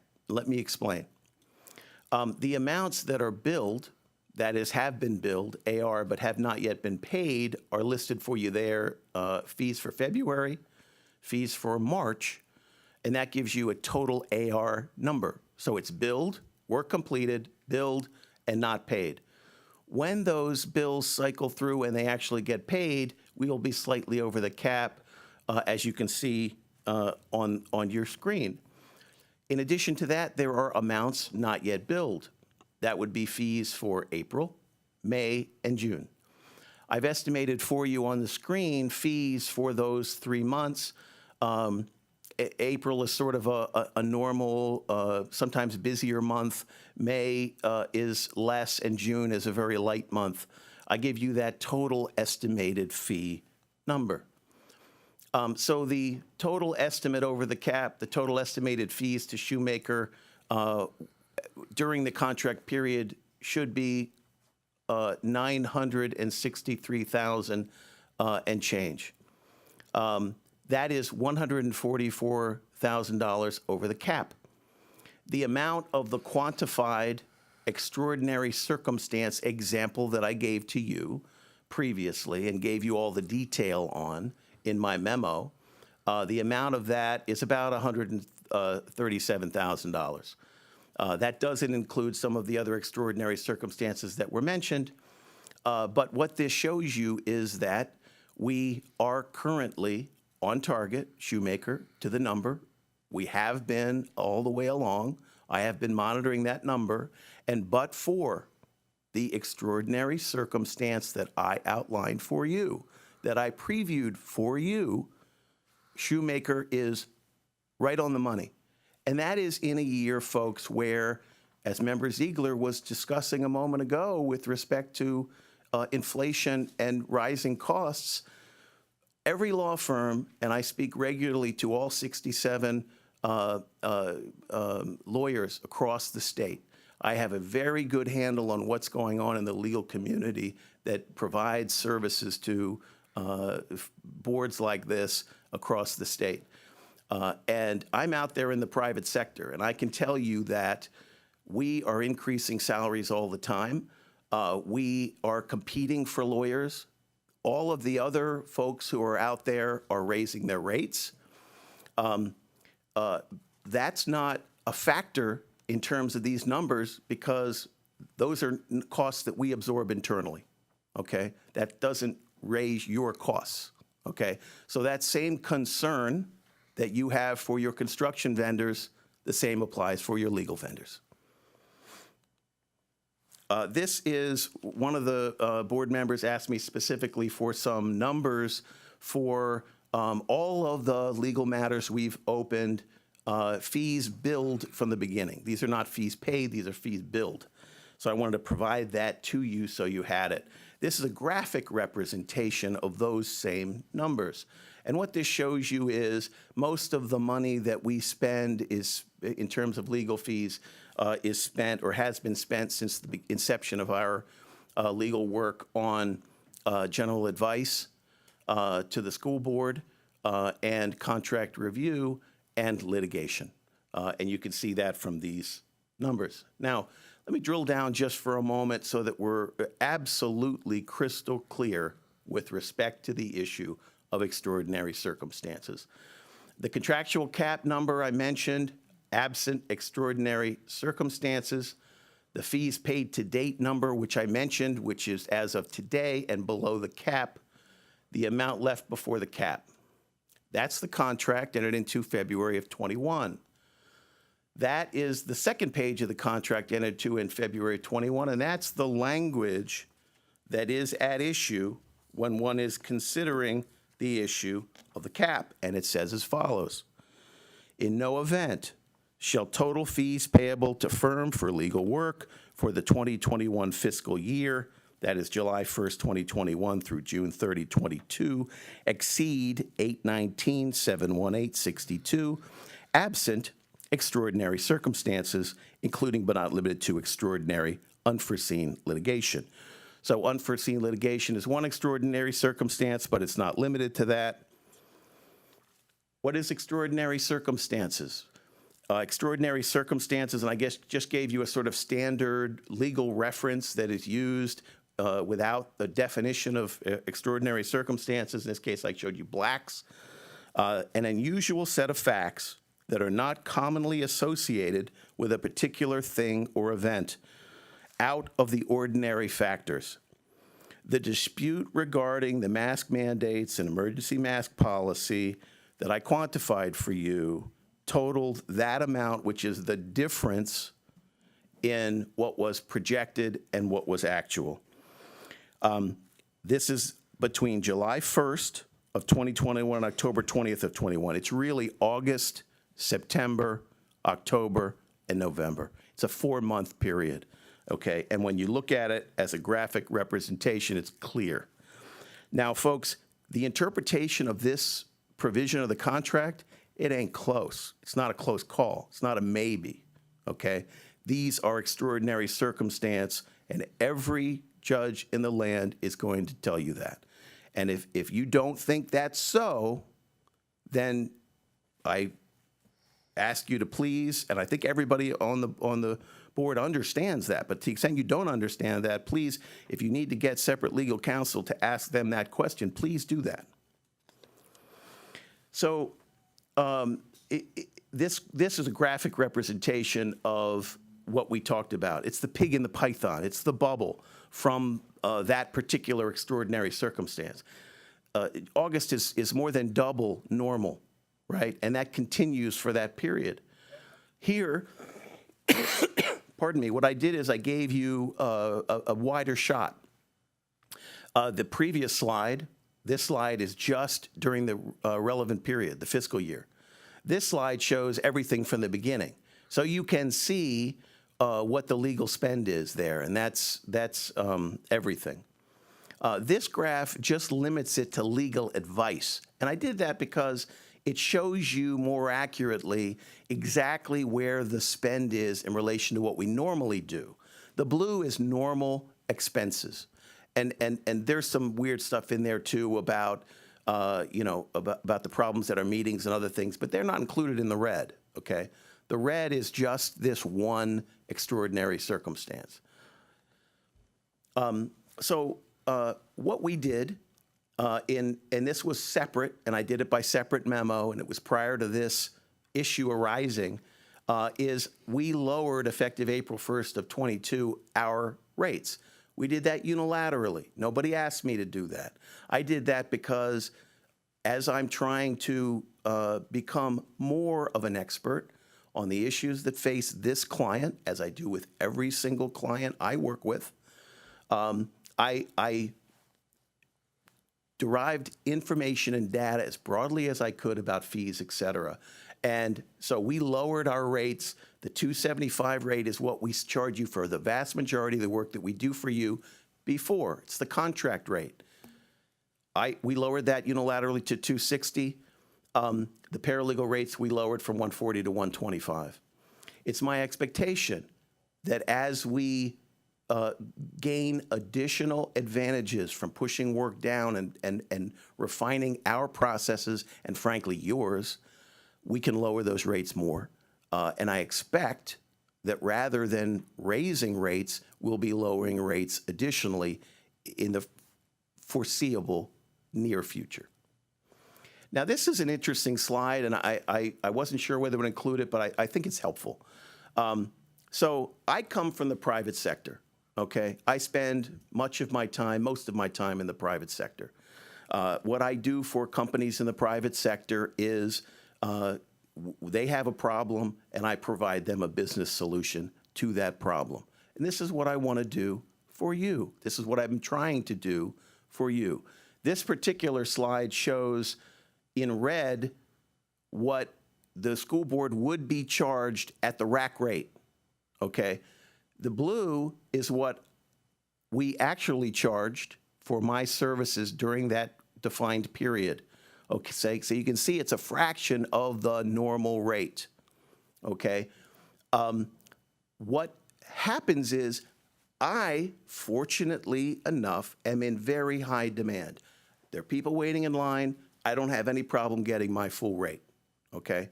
So when I get this lower rate, I do it because I want to do it, okay? I am here because I have, and our firm has, a long-term commitment to this district, okay? I have children in the district, and I think I've proven over the course of the last 17 years, my commitment to the district, including the fact that I volunteered hundreds and hundreds of hours to lead the referendum effort and pass that thing at 85%. I think I have pretty well demonstrated to this body in this district my and our shoemaker's concern for the board. So what are the causes of increased fees? Shoemaker, first of all, is doing a much broader scope of legal services than your prior lawyer. Your prior lawyer did advice to the district and did some very light limited litigation. We are doing all of the employment litigation, which wasn't done previously. We're doing all of the litigation. And you have to understand, when we took in the litigation, that had the fact of saving this board money. What you were paying before we took litigation over from third-party contract providers, they were charging you a higher rate for their litigation than we are charging now. You are saving money. Land use, real estate, intellectual property. We are a large firm, and we have tremendous resources, and we're bringing those to bear for you. And these are just examples, okay? This is information to provide to you. It's not meant to be comprehensive, but the second example I want to bring to you is the following.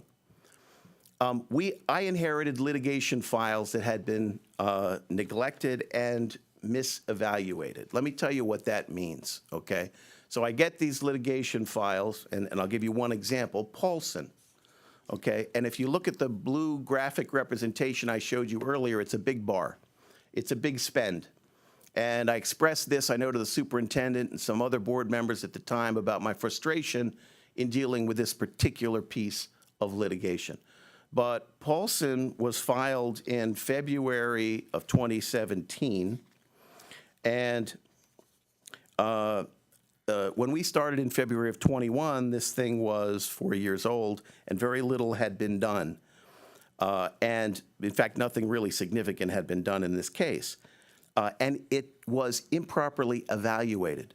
So if you have a case, a piece of litigation, and you don't do what's required in that litigation, you cannot quantify its value, okay? With every piece of litigation, every claim, there are claims that are made, hey, you have to pay me some money because you screwed up, board. That's a claim.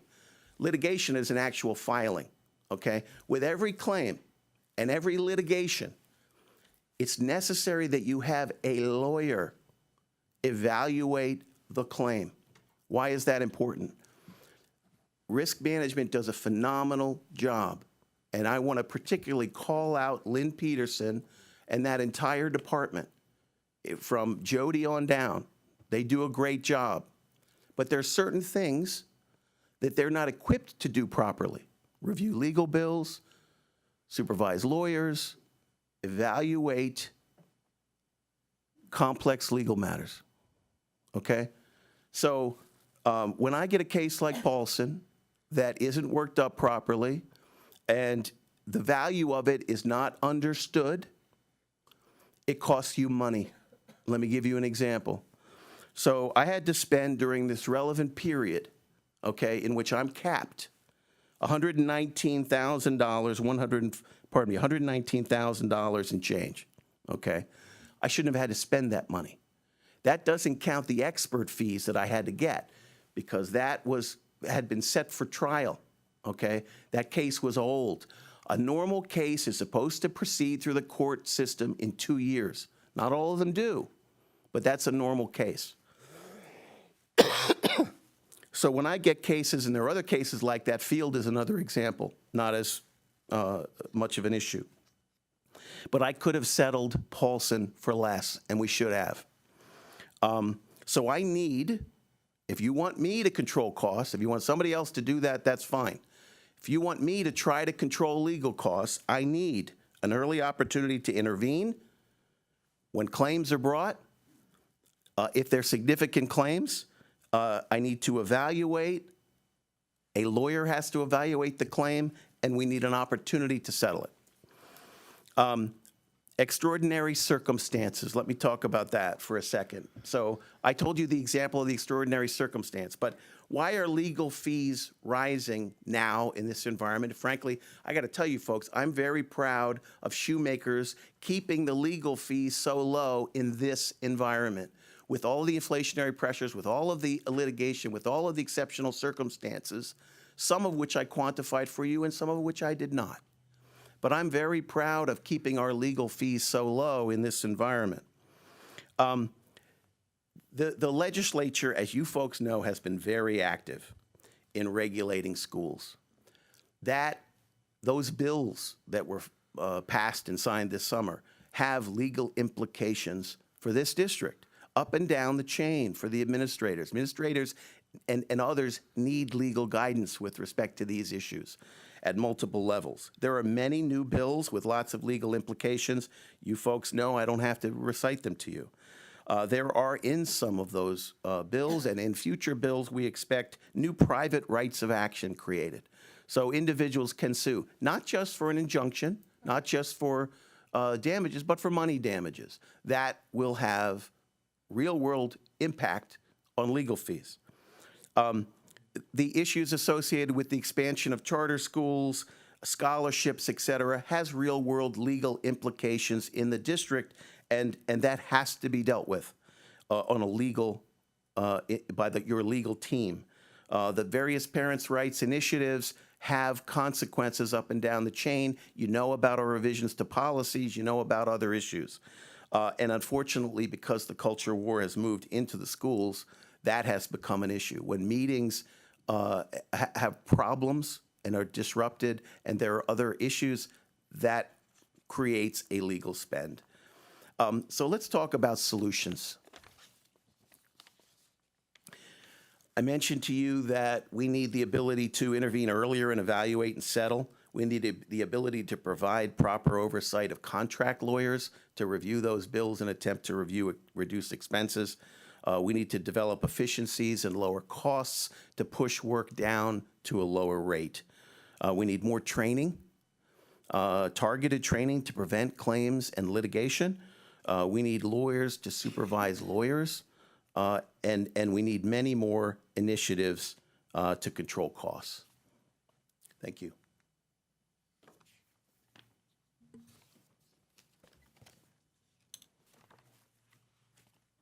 Mrs. Brown.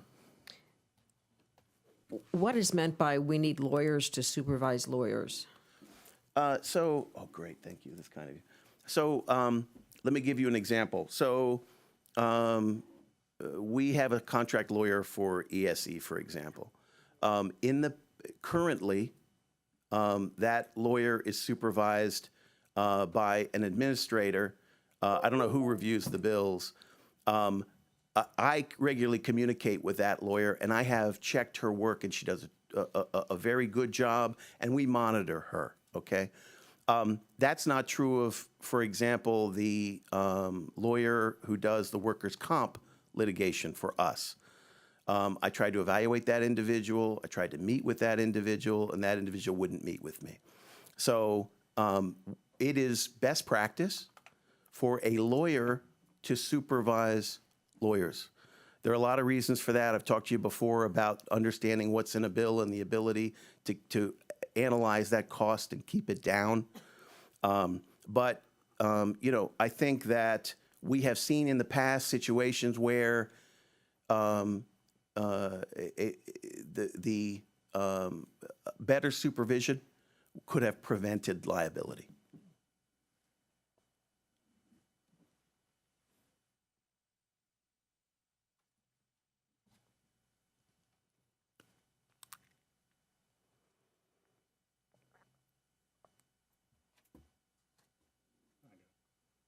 Dr. Asplin.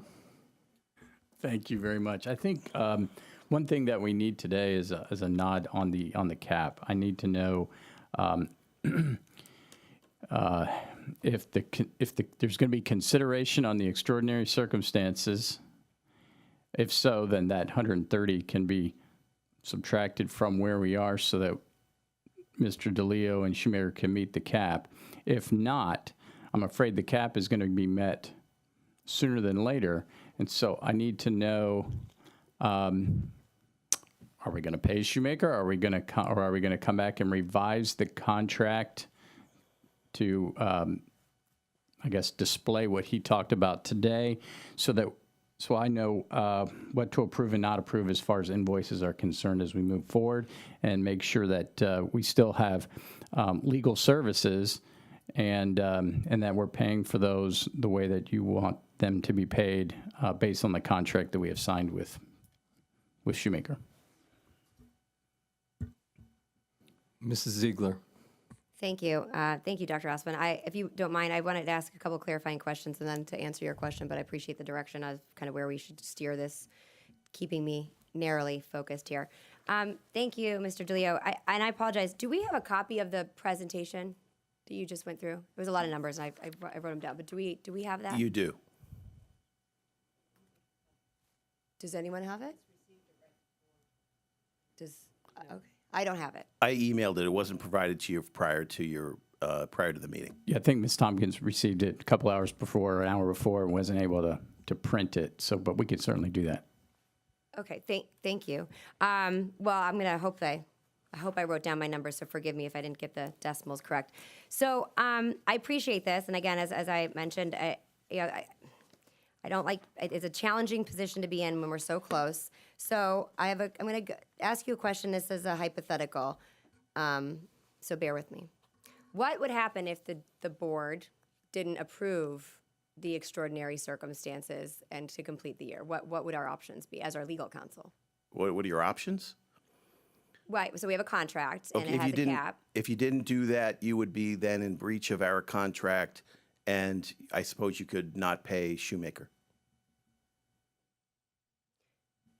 So we would be breach of contract because then this interpretation of extraordinary, and I'm mincing words, but there's a reason for me to go down this path. So extraordinary circumstances is open to evaluation. I'm not questioning your legal sound mind here as to whether the validity of extraordinary circumstance, so bear with me. But I have an obvious conflict, right? I mean, Yep, and I don't want to spend more legal fees to evaluate that. I mean, that's kind of a conundrum, if you would say so. But so hypothetically, if the board, because billed, not paid, we're at the cap, but thank you for the breakdown again. I mean, from up to March, right, or up to April, we would be at. We are not at the cap. We are over 100,000 under the cap. So forgive me, let's just take out the $136,639 of the evaluation of the amount that you considered from the extraordinary fees, okay? Just to start there. So with that, because that's a separate bucket, we're at $711,988.55 paid year to date, and that's up to March 30th, is my understanding. Correct. Mrs. Corcoran said yes. And so then we have, I don't know, it's 140, I apologize, I was writing fast. So 144,224 and change is what is is accounts receivable. It's been billed, we haven't paid. No, that accounts receivable number is $124,954.35. Okay, thank you, sorry, I didn't okay. note this correctly. Okay. No, it's all right.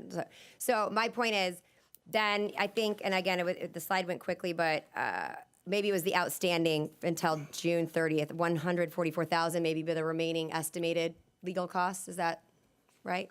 I could put it back up for you. I think they're working on that now. But the estimated legal cost, the total for the 3 months that have not yet been billed, is $127,000. Okay. Again, I didn't get. No, that's okay. We're going to put it back. Here we go. Right. Thank you. So with that. And I guess, and I appreciate the graphs. I'm a visual learner, so that's why I appreciate it. I can't see it. But when you look at the breakdown, if you take out the mask extraordinary circumstances, and I'm going to sidebar that for a moment, your monthly billable, I mean, quick math, it looked like it was monthly it was about 58,000, if I were to average it out, give or take. Including the extraordinary circumstance or not? Without it. I'm thinking about the red and then the blue. No, So just to be clear, since you're asking that question, let me give you a precise answer. So the one extraordinary circumstance I quantified for you. If you take that one extraordinary circumstance out, the average would be somewhere in the 50s, about 54, I think. Okay. Now, if you took out the rest of the extraordinary circumstances, what would the spend be? It's less than $50,000. Okay. And that's for the broad array of services. Okay. And I don't want to nitpick that. My point was, if we are at the point where we have 3 months to be billed and receive services, if the board did not want to determine the extenuating circumstances as you would define it, what happens to our relationship? We would be breach of contract? Would we go to, are we going to be in like a dispute? So, let me be as precise as I can be.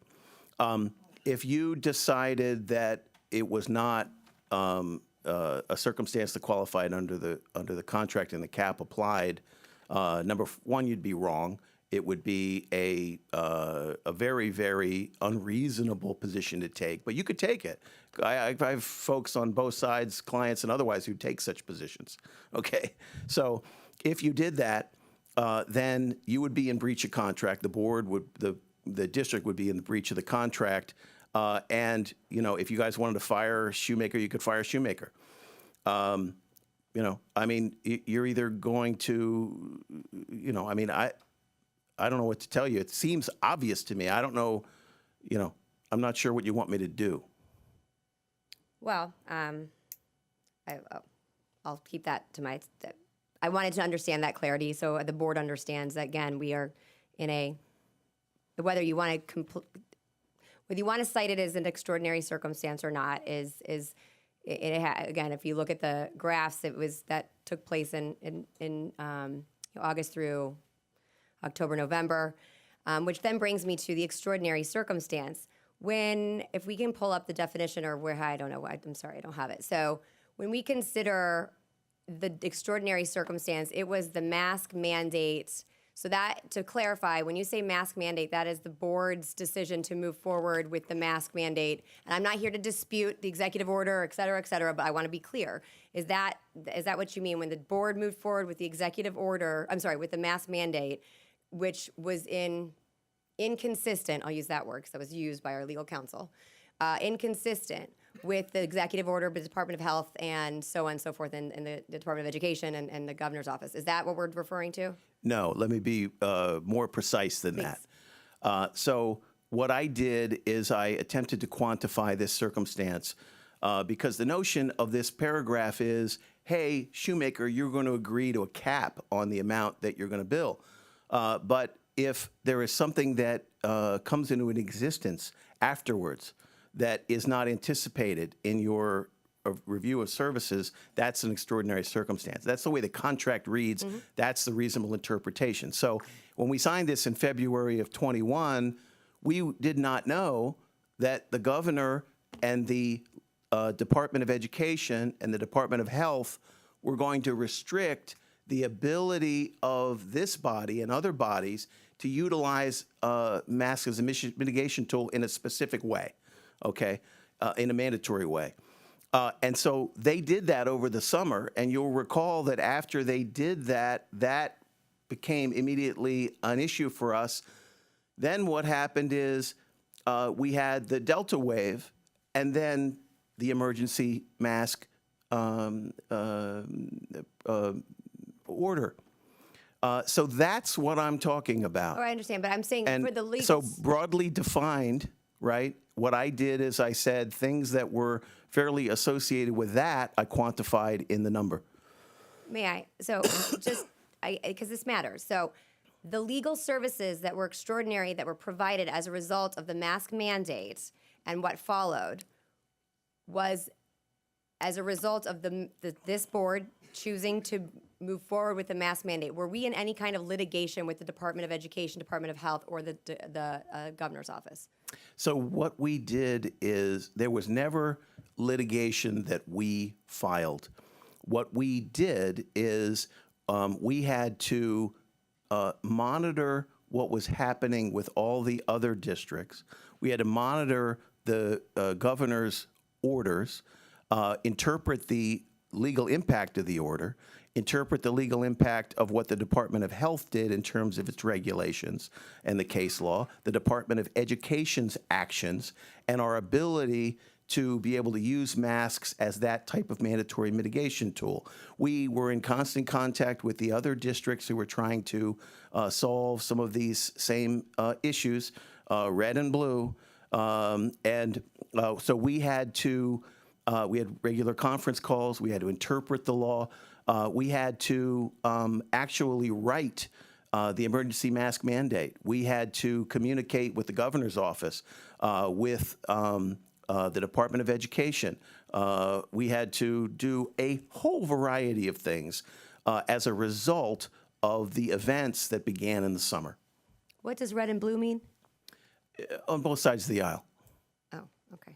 So to clarify, those incidences are as a result, so had the board used different language that would not be considered inconsistent with the Department of Health, the Department of Education, the governor's executive order, would those services and billable hours reasonably have been needed? So some amount of those extraordinary fees would have been generated regardless. Because of the actions that were taken over the summer, because we had to interpret what was going on at the state level, probably the majority of that billing would have occurred. The board's decision was really, I don't want to say it was a smaller cohort of that number. But keep in mind, there are extraordinary circumstances on both sides of the aisle. Okay, it's not again. Saying aisle, you mean both sides of the decision, the policy? Correct. Republican and Democrat, left and right, red and blue. So I'm not. I don't want to be anybody's political football. I'm not. I'm not referencing politics. I just want to make. So that's why I keep kind of want to stop you because I'm not making this a red or blue issue. I'm making it a policy decision. Board chose to go one way or the other way. I'm not making it a partisan piece. So is that fair? I don't want to relitigate the mask issue. I don't care about it. Okay, well, but it costs us a lot of money, so I think we need to just clarify the fees associated with it and then the extraordinary circumstance. And again, I myself, as one individual board member, am accountable to the people, and I think it's clear that we need to understand how we got here, and then not only to mention that we are now back up against the wall to where we will almost need additional legal counsel to figure out how we pursue this, which is a very unfortunate situation. And so I want to understand the extraordinary circumstances for clarity. So I get so Manatee County, who did not choose the direction the Sarasota County School Board went, did they have additional legal fees? Do we know? Yes, and I've spoken to their counsel many times about this issue, as I speak to so many other counsel across the state, but particularly Manatee County because one, they're friends, and two, they're in some ways comparable. It's hard to find an apples to apples comparison. Do they have in-house counsel or outside? They have outside counsel, but they're weird hybrid. Yes. They have an individual who's a lawyer who does things that are non-legal, but he also does some legal. So they're a weird hybrid. Right, so he sits in okay. So then move me to August, after August, so that we have September and October. What services throughout that, I understand you've talked about the conference calls with other counties and et cetera, but were there additional action items, legal aspects as it relates to this extraordinary circumstance that were provided beyond referencing what other districts were doing? Yes, and I provided you in the memo that I gave you previously a breakdown of every single entry and exactly what we did. So was a large portion of that about the waivers? Large portion. Lawyers don't talk that way. Okay. Well, tell me. So you use your language. Okay. Some smaller cohort, it was a subset. Okay. Was it be a substantial amount of time that would require, that was unusual outside the realm of what your normal activities would be? Substantial is a subjective word. Again, in the law, we don't, substantial. I don't know. What is substantial to you? Ask me how much. Well, I don't know. I don't have it in front of me. And I think, Correct. Again, my point is that 67 counties were dealing with very similar things. 11 to 12 went a certain direction, which actually absolutely incurred additional costs. I think that's a fair statement. I'll assess it that way. You don't have to comment on that because as general counsel, I'm sure you don't want to. But in my mind, that is what put us in this situation where I would argue other of the, 50, my math's really bad on the head, but the other 50 plus that did not go that direction. My biggest problem is that, to my very first point, was that if we choose not to go forward and assume these are extraordinary circumstances, what is our option as our general counsel, which you mentioned is a conflict of interest, but it almost looks like we would be in a battle contractually with our general counsel. I mean, that is not ideal. And I would like to, where I was hoping this would go, it didn't go the direction I kind of thought it would go, but was, okay, we'll break this out, because having a working relationship is kind of looking at, working and understanding and the scope of services. There's a number of elements that were brought forward, and I'm not arguing when you say there may be some proactive measures that will reduce costs. I mean, when I look at apples to apples, the aspect of aggregate, and you talked about the former general counsel, who I want to give a massive nod to, who did a lot of great work with our district, a lot of great work. Yeah, But I if would you look- echo that. I'm sorry to interrupt you, but I want everybody to understand, and I've always said this, said it many times before this body. He gave us 25 years of terrific service. He's a friend of mine, and he's a good lawyer. Thank you. Well, I concur. But when you look at the aggregated legal fees for the last, since I think we have 10 years of it that Mrs. Corcoran provided to us, those are aggregated costs. Those include the subcontracted costs. Mrs. Corcoran, I'm sorry, Dr. Asplin, may I? And so the reason I bring this up is that when you look at the different structure, there was a different structure, but you have to consider the aggregate costs, and then we can talk about the better way to format it. But if we're looking at the financial impact to the district, those aggregate costs, outside of maybe some nuances, were bundled into our legal fees when we looked at the last 10 years from a trend standpoint. I just want to make sure I'm correct on that, Mrs. Corcoran. Yes, that's correct. So your representation, I don't think, gives an accurate picture of the story. There was a recent year in which the aggregate legal fees were $1.5 million. Okay. And that includes the settlement or not? It includes investigations and settlements. In yes. settlements, thank you. Okay. It doesn't include settlements. It includes It investigation doesn't related. include the dollar value of settlements with the plaintiffs. I'm sorry, it does or it doesn't? It doesn't include the settlement amounts with the plaintiffs. It includes the legal fees we paid to their attorneys if we Which is covered part- attorneys' fees. Thank you. Thank you. Okay. Thank you. You clarified that for. So again, my thing is this: we can talk about there are benefits and opportunities, and I appreciate you bundling out the solutions. But we've got to have a reasonable starting point of what we're looking at, where we've been, and where we're going, and honest for the board to make a better business decision. And I think there's some elements that are a bit inaccurate. I do think I don't like being put in this position. I think it's unfair. I think that I appreciate you going down history. Whether or not it's an extraordinary circumstance or not, to be put in a position where we kind of have no choice, or potentially either we're going to be in a contract dispute. I don't want to incur additional legal fees for that. So I don't think that's a good, healthy business relationship, quite frankly. And when I look ahead, and again, I will say I think Shoemaker. Again, I know that I have private clients that also do work with Shoemaker for a variety of services. The reputation is very strong. The knowledge base is very strong. But I'm disappointed in where we are right now because I think it's unfair. It's not. I don't think any client wants to be backed into a corner like this at this little time. And where I would like to have gone is more talking about what you learned, what areas we can improve upon. Yes, we need to address this cap, but really looking forward in a more specific way of saying, hey, in order to reduce costs, I mean, you talked about lowering fees. I don't know if that's correct, or if you meant you're going to actually lower fees in the future, or you meant reduce billable hours for total cost reduction. What I said was we're going to lower rates. Rates. Why would you lower rate? I'm sorry. Thank you for that clarity. So why would we be lowering rates in the future versus, can you expand upon that? So as I mentioned previously, unilaterally lowered our rates. If I am able to achieve savings because I improve your processes and mine, then I can do the same services with the same profit at a lower rate. It's capitalism. I'm a capitalist. Okay. Point of order, Mr. Chair. I'm done. I don't like the condescending remarks. I will tell you, just again, I'm trying to look at this from a professional standpoint, and I apologize. I did take a lot of time. I'll leave it at that unless other people ask questions, but I think they were very important topics to cover for the other board members as we assess where we go. Mrs. Brown.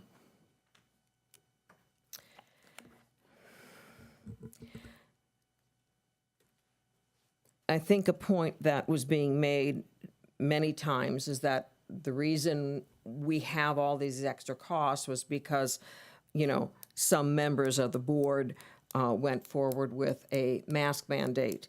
But from what I'm hearing from you, I mean, these costs started before the mask mandate was passed. These costs started when we needed advice, and there was even, costs incurred in drafting policy that we ended up not using, that was supposed to be an optional one. So there's all kinds of other things involved in that. And then, so even though Mr. DeLeo said that many times, you kept coming back to saying, well, that was all used for the mask mandate, when that's not what he said several times. And you came back and said it again several times. It wasn't so much the mask mandate, it was the mask issue and the issues related to, should employees be required to have, I'm sorry, let me ask you to be sure. Some of those costs were involved in, should employees be required to have a vaccination? Should employees be required to have a mask? And, should we be paying employees for time off? I mean, some of that had nothing to do with the mask mandate, but had to do with the COVID issue. Is that accurate in that $136,000? What you said last is accurate. Just to be precise and fair to both sides, the way it shook out is the following, roughly speaking. Some of the costs were created by their side. Some of the costs were created by your side. Some of the costs just were as a result of the actions that we had to take in the investigation we had to do to provide legal services. And I know you're trying to say your side, that side, or whatever, but a lot of it had nothing to do with the mask mandate. And as much as we might say we don't want to make it political, I know this is going to be political. It's going to be the liberals and the thing caused this. But then I go back to, that old case that was out there hanging that needed to be resolved. That was $119,000 in costs. And there was $1.5 million in fees in 1 year.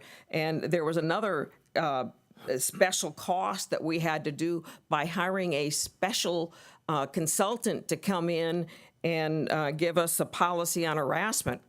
Perhaps Mitzi can explain, or at some time in the future, tell us how much that cost us.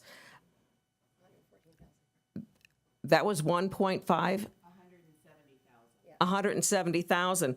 So, we sometimes ask for things that cause it. And there also was a lot of consultant fees. That was the number one cost in there.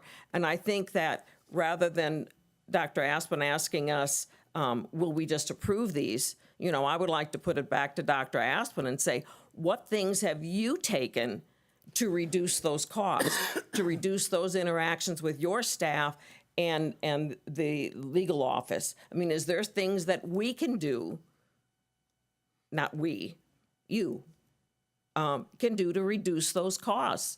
Because I think that's something that we need to do going further, and I think that's a fiscally responsible way to be looking at this. Are there any other old cases out there like that Paulson case, No. the Field case? So, we need to look at those types of things, and I don't think it serves any of us to continue using these things in a political way. We have to look at what's in the best interest of the district.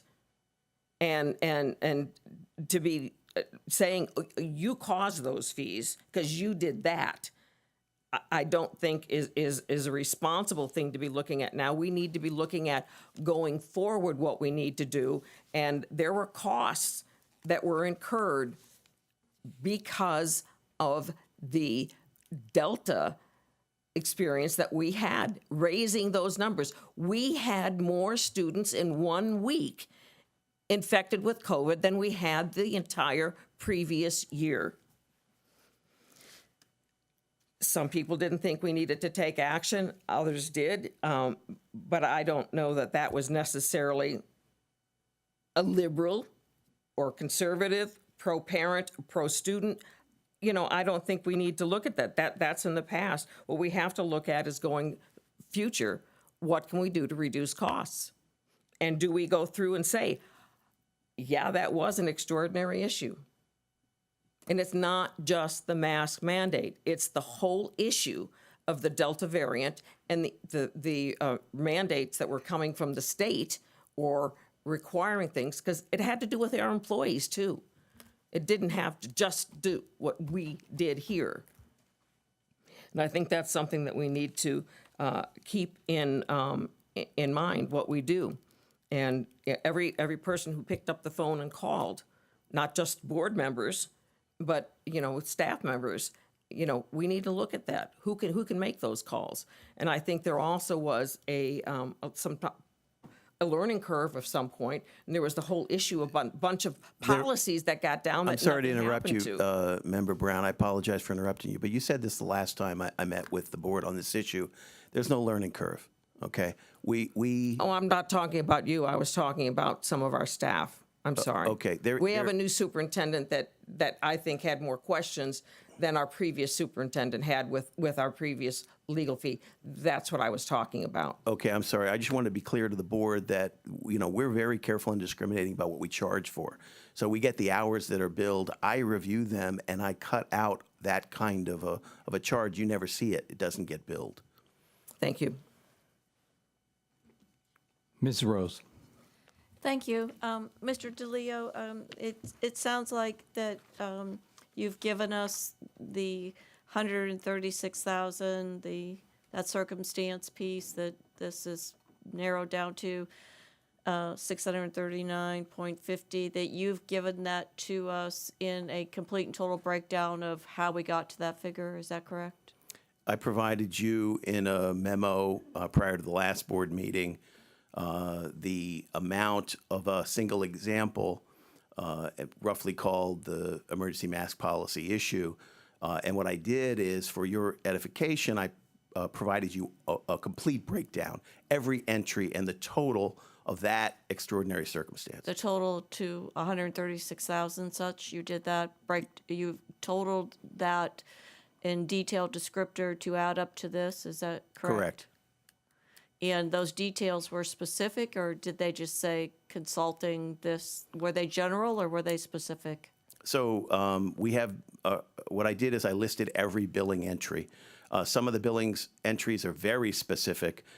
Who was spoken to, why, for what purpose, on what date. They're all dated. They all have the amount of time that was taken on that task. Some of the entries are more generalized. It just depends. That was my issue with it. The generalized ones seemed numerous, so it was difficult for me. I would think that somewhere you have, instead of general, you do have specific when you bill us? No. There are reasons why we write what we write. Let me give you an example.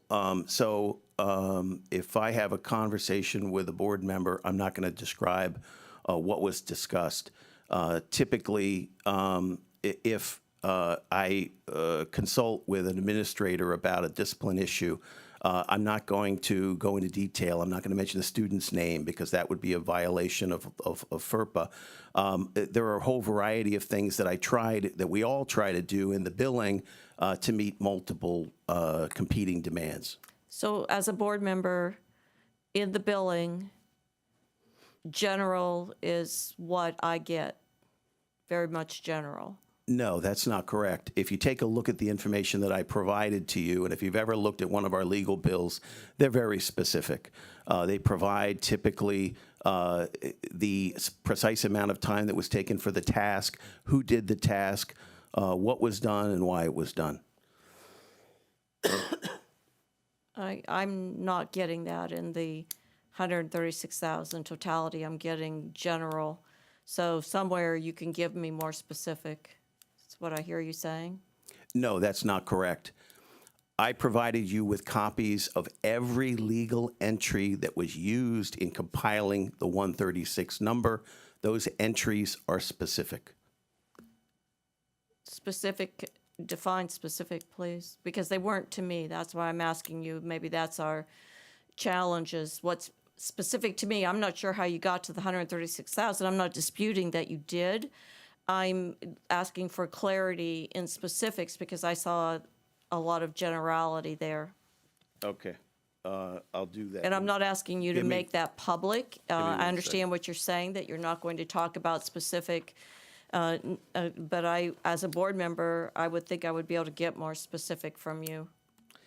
So I'll just read you a couple of entries that from what I gave you that I can actually read because they don't contain protected information.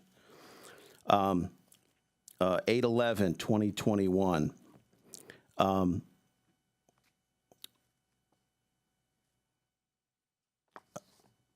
sorry. Okay. 8/9/2021. Patrick Dugan discussed revisions to COVID-19 paid days document and email same to B. Asplin and J. Dumas. That's a typical entry. It tells you who did it, how much time they took, and So every one of those entries has a specific individual. correct.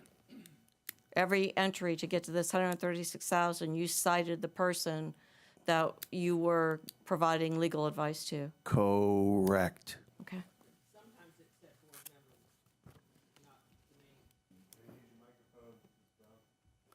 Mrs. Brown said sometimes it said board member and not the name. I'm sorry, so you're asking if the individual performed the service is specifically named? I'm asking for specifics in each entry on who you worked with and what it was about, so that there's transparency in the 136,000 versus general. So there is transparency. Believe me, I've been a legal service provider for 25 years. I meet the demands of all my clients, so much so that they're lining up to get me to work for them. And in doing that, I give them what they ask for and what they want. And they want to be as specific as you can be in the bill, considering the other mitigating factors. So the bills are specific, okay? I'm not going to write in a bill, in a line item, detail that's prohibited by state law. I'm not going to write a Is it conversation. prohibited to write the board member, or is board member specific? Is it prohibited? I see what you're getting at. So we typically use the term board member rather than writing it out. That's a convention that's not Is that peculiar. law? That's if you let me finish, I'll tell you. If that is not something, that is something that is a convention among all 67 lawyers. They don't typically write out who the conversation was with. They write board member.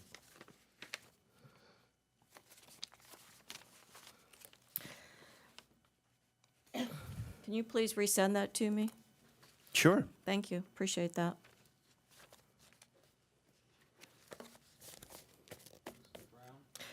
I think what he was looking at was part of, I think it was the April 18th that you gave us, and there was an Exhibit A that had all of Patrick Duggan's charges, and I think some of McKinley's, and then there was an Exhibit B, you know, and like on the Exhibit A, for instance, as he was saying, it says 8/2, Patrick Duggan, Associate, Zoom meeting with B. Asplin, A. Foster, L. Peterson, D. Edwards regarding self-insured issues pertaining to COVID. Follow-up discussions with B. Asplin regarding COVID, quarantine and masks issues. And on 8/2, there also was telephone conference with A. Foster and R. DePillo regarding COVID issues pertaining to nursing programs. 8/2, telephone conference with B. Asplin and S. Brown regarding SB 2006, quarantine and vaccines. 8/2/21, B. Duggan, travel to and attend district executive cabinet meeting. I mean, to me, I think that's rather specific, and that was given to us. You know, and if we're going to be asking him for more detail, we're going to be incurring more costs. I'm not asking for more detail, Mrs. Brown. I asked to have that resent to me, and he has agreed, so I'm not sure where you're going or why. You were saying we didn't get that information. I was saying, yeah, we did.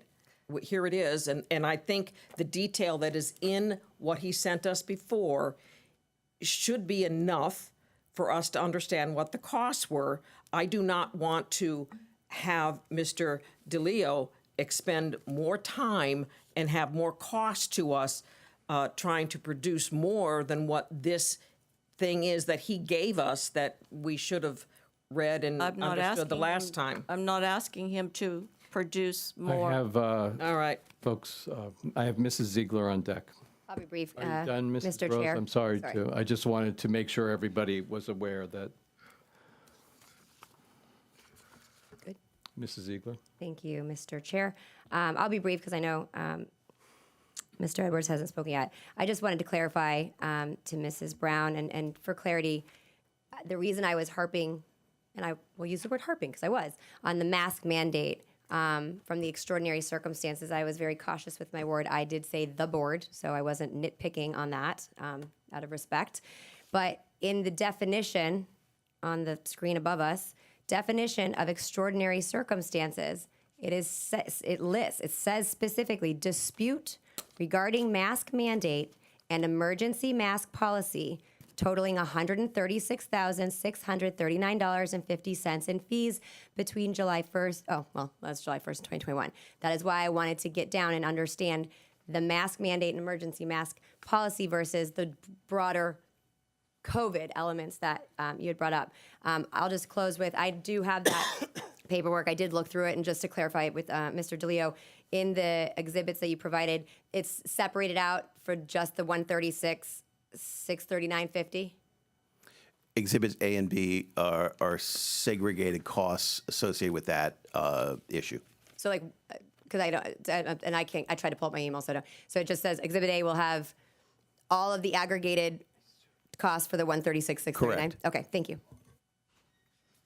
And I would ask that you correct that in the future when you refer to extraordinary cost, instead of mask mandate, talk about issues related to COVID and the governor's.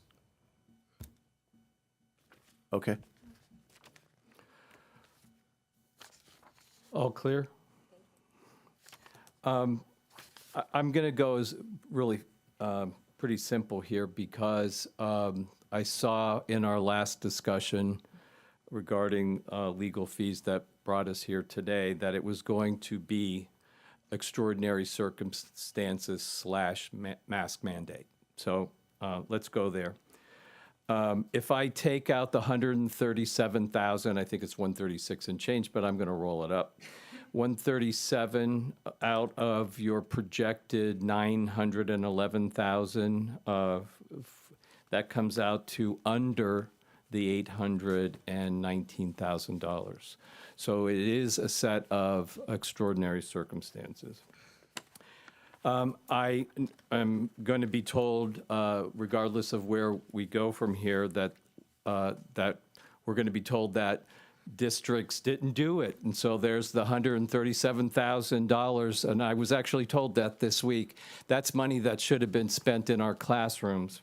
Well, I voted for it because I wanted to keep kids in classrooms. If you think about the time period, we had Dr. Gordillo on that screen up there begging us for this mask mandate. And in that conversation, I said to him, do you think that masks are a medical procedure or a mitigation?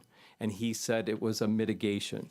So all of the other mitigations that we enacted, from filters to social distancing to hand washing, masks, in my mind, were part of that. So I will tell you that not only did we keep kids, and if you remember, food service, people were out left and right. They were begging people to serve food to our kids. Bus drivers were gone. I mean, it was a crisis. Dr. Gordillo called it that. So I would do it again, and I agree that it's an extraordinary set of circumstances. I never anticipated that I would be in this circumstance to have to make the decision and have to go into a legal conversation with what I perceived to be political. It became political that if you put masks on a kid, then you must be a liberal. versus I put them on the children to keep them safe, to keep our staff safe. And if you roll all the tapes back, that's exactly what I said, and I would do it again. So from my point of view, we've got a number of conversations that have blended here. It is an extraordinary set of circumstances, and then the waiver thing took off, and there was another. And I will tell you that I called Dan DeLeo and Patrick Duggan and had the amendment drafted before in that emergency. So I spent money to have that amendment put in on the 8% and so forth and so on. So full disclosure, 100% transparency, I spent money myself for what I thought was in the best interest of the school district. So if we want to relitigate that again and again and again, I'm happy to do so. But you're under the $819,000 if we back out the extraordinary set of circumstances. And I could go on and on and on, but at this particular point, I just want to say one more piece that I think is important. There were but 5 law firms that applied for the job when Mr. Hardy left. 5. I spoke to all 5 of them. And there were 3, in my mind, that were completely not qualified. They were folks that had specializations in workman's comp and a very small law firm that worked in a city government, but had not worked on $1 billion. So nobody in there was the perfect fit. So when I came down to, and I will rehash this one more time because I think it's important in this conversation, is there were 5, and the 2 that were qualified were the folks I believe in Miami-Dade, somewhere in that general vicinity, and Schumacher. And I went with the local guy. To me, that's just good common sense and good business. So to sit here and say, I don't like Dan DeLeo, that is not pertinent to me at all. So this is a business conversation. I will acquiesce that the $137,000 from my point of view was an extraordinary set of circumstances. After that, you have shown good faith by reducing your fees and going in lots of different directions. We went workman's comp and we went hybrid situations, and all those aren't relevant to me in this conversation. They are relevant in moving forward when I sit down with Dr. Aspelin in my next one-on-one and say, what are we doing to control these legal costs? And is there a better way to do this? Is there a hybrid that we should be approaching? All of that is a different conversation than the one we're having today. So from my point of view, the $137,000 is an extraordinary set of circumstances, and I think it should be paid. All right, so with that said, I know we've heard different views on this. I guess at this point, I just need to know what the cap is. Is the cap going to be the 820, or are we going to add the 130 to that? And I'm really capping at 950. Need to make sure we don't go over that while I'm approving invoices. That's what I need to know. Just as a legal matter, the way the provision reads, you have a cap. The cap applies unless you have extraordinary circumstances. So if you have extraordinary circumstances, that cap doesn't apply. I've given you an estimate of what I believe the legal fees will be. I'm willing to hold myself to those estimates. I don't know what you all want to do, but that's the issue in terms of a legal issue in the contract. You either have a cap or you don't. Okay, so from a bottom line standpoint, this would be my recommendation to the board that the extraordinary circumstances should be pulled out and billed separately, because then it becomes what it is, and then we find out if you are in the cap or above the cap or not. So I think you need to separate the extraordinary set of circumstances. That could come back to the board for a vote up or down, and then the rest of your billing has to be at the 819. I'll take whatever direction this board wants to give me. That's my suggestion. Well, the board can't take a position. The board can't unless there's something brought before us. But I think we may need to talk to one-on-one with the superintendent as we move forward. And if something has to come before the board to vote on it, we will. But at this point, we can't vote on anything, but we can discuss with the superintendent what we'd like to have him put on the agenda. If in fact we want something on the agenda. And We if can't I tell you may, today. If I may, if we could decide what we want on the agenda today would be great, because in our one-on-ones, I'll get 5 different answers and I won't know what to do still. And so we really, since we're all together in here, we need to decide, I think what, like Mr. Edwards said, whatever it is we're going to do, I'm great with. We just have to figure it out here, what we want on the agenda, so I can place it on the agenda, or we'll be right back here again.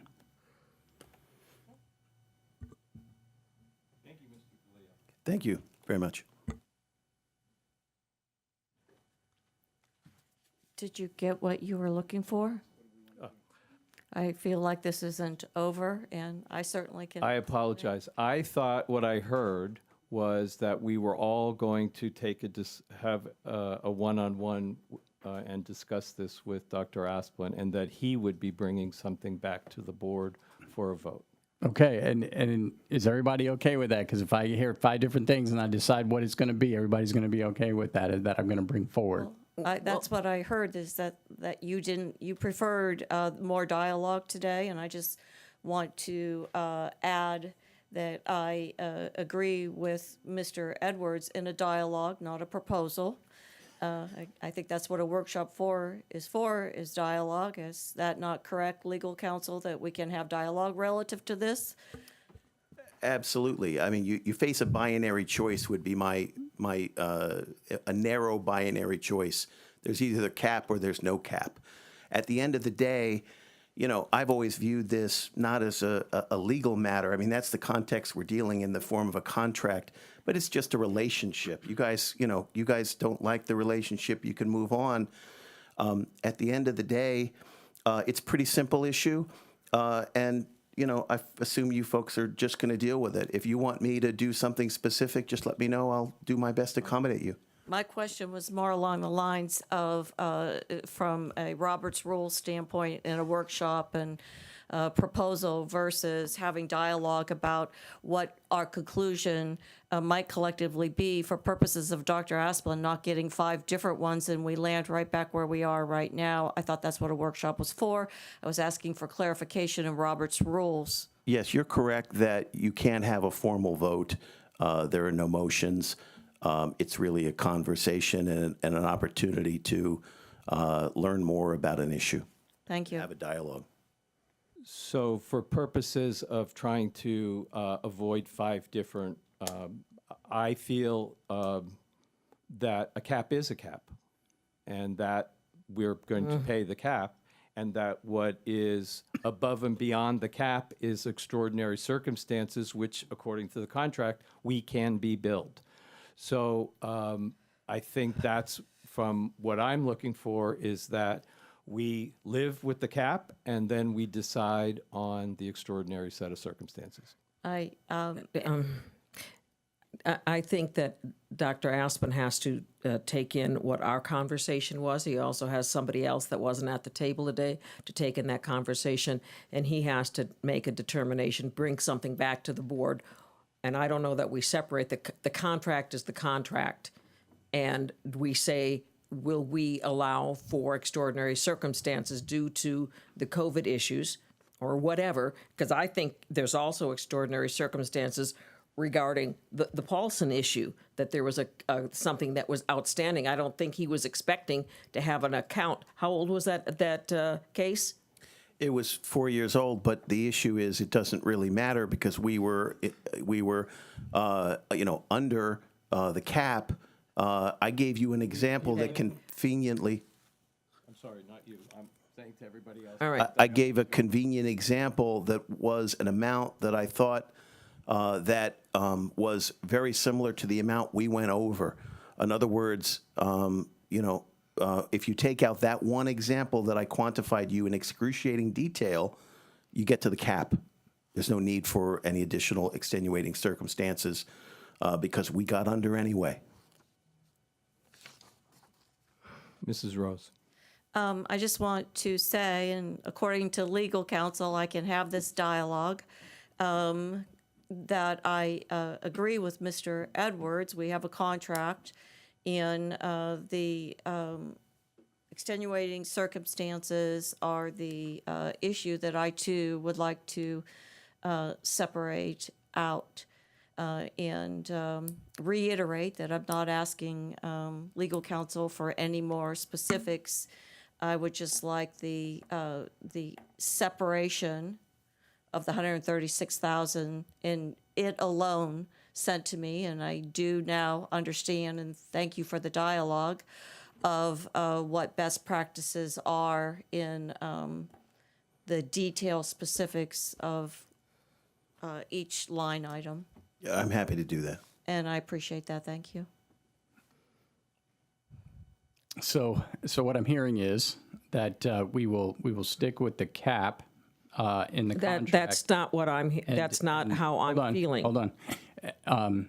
Stick with the cap that's in the contract, and then treat the extenuating circumstances as a separate issue that I can bring to a board packet for a vote on those extenuating circumstances, the $136,000 to be paid or not paid in a vote in June, which then gives everyone probably 2 weeks to have probably 2 one-on-ones with me in case you don't like that, but I could put that on there and I'd be ready to go in case that's the direction we want to go. In effect, the $136,000 has already been paid, so that kind of a motion to me doesn't make sense. I think what the motion has to be is, do we agree that there were extenuating circumstances regarding that incident, whatever it is, so that there were extenuating circumstances. We don't have to even get into that there were extenuating circumstances, and due to those extenuating circumstances, we will go over the cap. I think that's the vote. I don't think you vote one up or down on the expenses that have already been paid that we're going to pay. How can we vote to pay expenses that have already been paid? What we're going to be voting on is the balance of the things he's going to be charging us. And do we agree to do that they are going above because of extenuating circumstances? But we can't vote to pay or not pay something we've already paid. Mrs. Ziegler? Thank you very much. I like Mr. Edwards. I think it's just in the element of transparency and as to pull it out as it's been provided by our general counsel with the details that I know myself will go back and look at, but that he's quantified. I know, again, and then pulling that out and is based on what he said, that would not require any adjustments or changes to the contract, thus not adding more billable hours to evaluate, remediating or amending the contract. But that way it's clear that, the board's made a decision that that amount would determine, as provided by the general counsel, be defined under extenuating circumstances. So I think that's a good solution. I have a question to ask.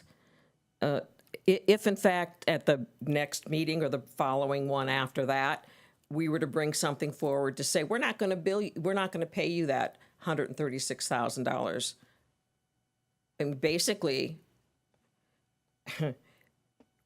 it says we're not going to pay you anymore. So why would you continue to work for us if we basically said we're not going to pay you for any work you do for us? Because I live in the legal land of objective reality, I never considered it a realistic possibility that you folks would do anything other than call it an extraordinary circumstance. I'm just we're just doing the service for you. I'm not that concerned that there's going to be any other outcome. It would shock and surprise me if there was any other result. So I want to be clear. I understand Ms. Brown's process. We've already paid for the extenuating circumstances. I get that. But what I know that Mr. DeLeo and Schumacher has been the brunt of a lot of negativity that is not warranted.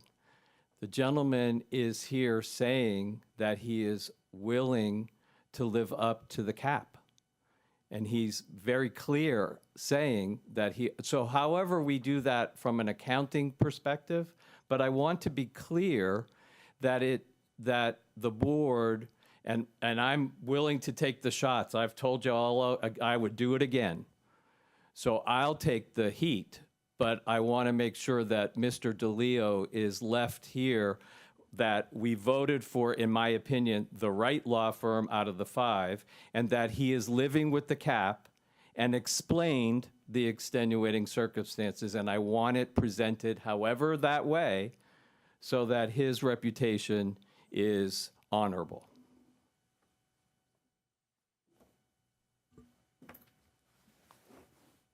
All right, sounds good. We will go ahead and live with the cap. We will live with the cap, and then on the first June board meeting, I will bring forward the extenuating circumstance question, and then we'll go from that point. It seems to me that if the vote then is that there was extenuating circumstances, then we would need to go over the 819 because we will be hitting that right around June anyway. And then if it's not looked at as an extenuating circumstances, then at 819, I would gather we just wouldn't pay you any more money. So despite the fact that this board is my least favorite client, I am going to do that for you, okay? I am going to continue to do that, pay up to the cap, do whatever you guys want to do, and we'll continue to provide you great legal services. All right, thank you, Mr. DeLeo. I see we have our next, I won't. We're going to be talking about choice charter discussion. Right, you can bring it up. Well, good Sue afternoon. Meckler, Nope, Dr. Cantalupo. And this is Millie Wheeler. Oh, I'm sorry. Sue's Millie over there. Wheeler. She's Sorry, coming sorry, next. sorry. No worries. Well, hopefully this will be brief. There's not that much involved. Somebody asked and put on the board agenda to talk about the movement of students between. Excuse me? Yes. Mr. Chair, I believe that Jane Goodwin had questions about this, and when it was had asked about this, and since it's not something that we have to vote on, we've got 10 minutes left, and there's a textbook process and the calendar discussion. I mean, I don't know if in that 10 minutes that we might be able to get one of those other ones in. Because the calendar discussion is something that came up at the last board meeting on some issues. Because I'd be happy to wait. It's not that urgent, and that's fine. Mr. Chairman, would that be okay to put this to the superintendent here?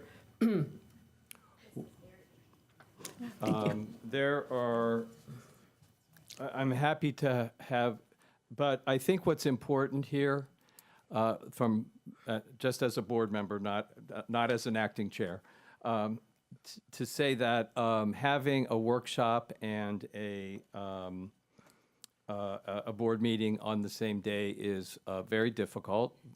That's number one. Number two, when I asked for an extra workshop, I was thinking like an extra whole day, because there is just so much stuff that keeps getting stacked up and backed up, and I think it's a problem because I absolutely made it my business to say I'm not rushing through the impact fee conversation, and I am not rushing through the legal fee conversation, and those took up a significant amount of time. And we have a lot of things like that on the agenda. And the other piece, again, I'm still speaking as a board member, not as a chair, that the instruction loss and all of the plans and all of the things of what we really want to do here is things that I would like to see back on our agendas on a regular basis. So I'm happy to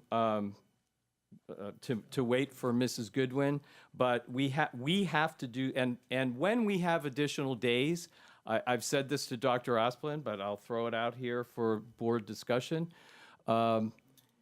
I don't personally need all of the staff here. I can't, it's to have you out of your classrooms, away from what you do on a day-to-day basis, is painful for me to sit here and watch. So I don't need you here, and I'm just putting that out there, that if we could get more precise in our times and have just the people that are necessary for the discussion. I know we kind of do that, but I think we can do that better. So I think it's important that the board continue to have what Ms. Rose talked about, the actual dialogue. And that's what I think is important. So that's just my opinion. If anyone wants to comment on that before I bring up the next folks. So we're going to add 30 minutes to the next workshop to hear this? Sorry, Brian. I'm hoping that we're going to add a day somewhere.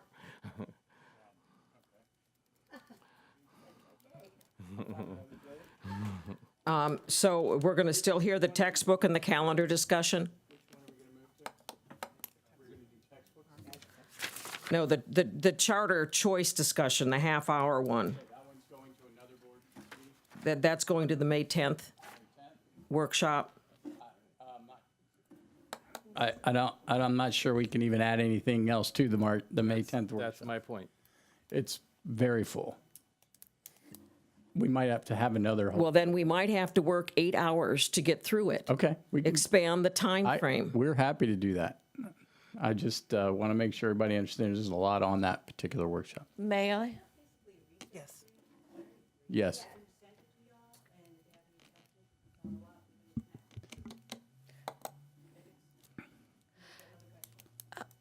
So that I'm glad you brought that up, Denise. The other thing is looking at our items and making sure that we prioritize these and make sure are some of these things that we can send you and you can talk to me in one-on-ones, or do they have to be on here as an agenda item for the work session? That's the other question. And I guess in the future we need to pay close attention to that.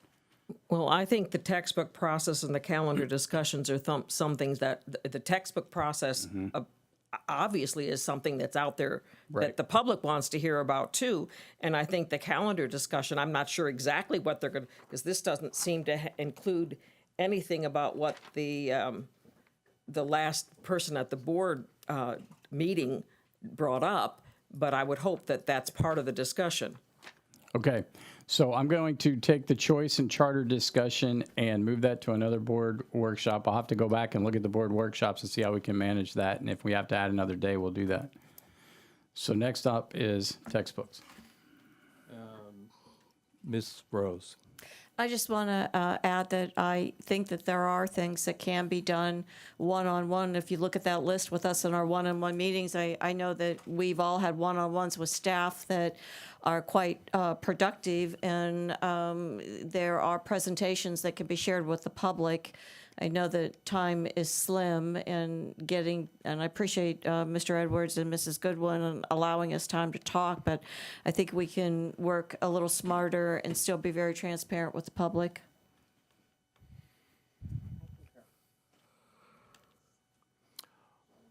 All done? Okay. Have at it. Thank you so much. I appreciate the opportunity to come before you and give you a time-sensitive but brief update with regards to the math adoption and the textbook discussions that have been happening not only here in Sarasota, but across the state of Florida. So with us, Sue Meckler and Rob Manugian. Thank you so much. So first of all, we want to say that this is a moving target. Things are changing on a daily basis, and we're keeping up to date with any information that the Florida Department of Education is sharing with us.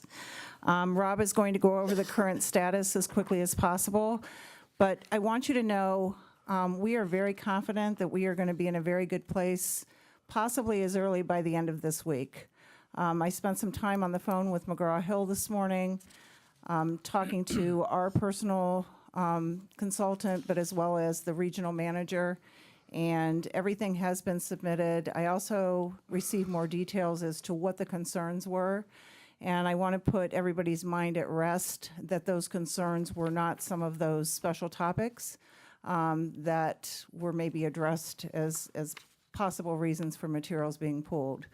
For example, the 8th grade pre-algebra book, the reason it was not approved is because they wanted to see additional resources to support struggling mathematicians in grade 8 in the pre-algebra course. So it's those kinds of things that you need to know so that our public is not concerned about those other special topics. So thanks for having us today. I've been told I'm rather long-winded, so this will be a challenge to my ability to be brief. Just the current status, as Sue referenced. So all the publishers that have been excluded from the original list from the state have confirmed that they have resubmitted to the state, and as of Friday, actually as of last night, there were recent additions. So we're seeing those textbooks that were omitted come back on the list, and very quickly, which is very promising for us in terms of having materials in our schools for the start of the school year. And as Sue stated, McGraw-Hill's very confident, so we're hoping to see that very soon.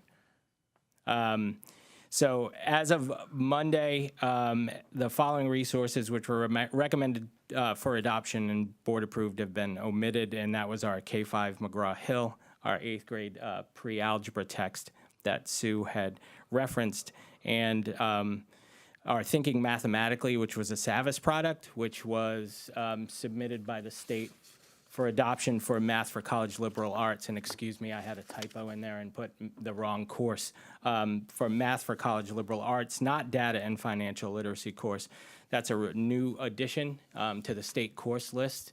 There was one submission and the state omitted it. I have had a meeting with Savas. They're confident it's going to come back, so we're confident as well. We'll have to address what will happen as a district if there isn't a book, since that was the only submission. So if for some reason it doesn't get approved by the state, we'll have to address that when it happens. Again, McGraw-Hill and Savas. The consensus around the state is that those submissions will be approved, and we're hoping to see that any day now. And, you know, we have some options. If at this time we have options, and it's wait to see the result. Originally, when we had planned this, and as early as last week, one of the options was still let's wait and see. And we were very concerned at the onset of this that process was going to take some time. But it appears the state is moving very quickly. The publishers are moving quickly, which is very promising. And as we're seeing McGraw-Hill, for example, it wasn't the entire K-5 product. It was only 2 grade levels that there were issues with, so they only really have to resubmit those, which is helping to expedite the process. And again, we're seeing changes. I expect to see some changes even tonight. So they seem to be publishing changes on a daily basis. The publishers are going to do everything they can to make sure these materials are in the students' hands by the start of the school year. For our teachers, if they don't have physical copies of teacher editions when they leave at the end of, well, it's not the end, in 5 weeks, they will have digital access to their teacher editions for over the summer. So again, very confident that everything is going to smooth out and be in a really good place in a short matter of time, and we'll keep you updated.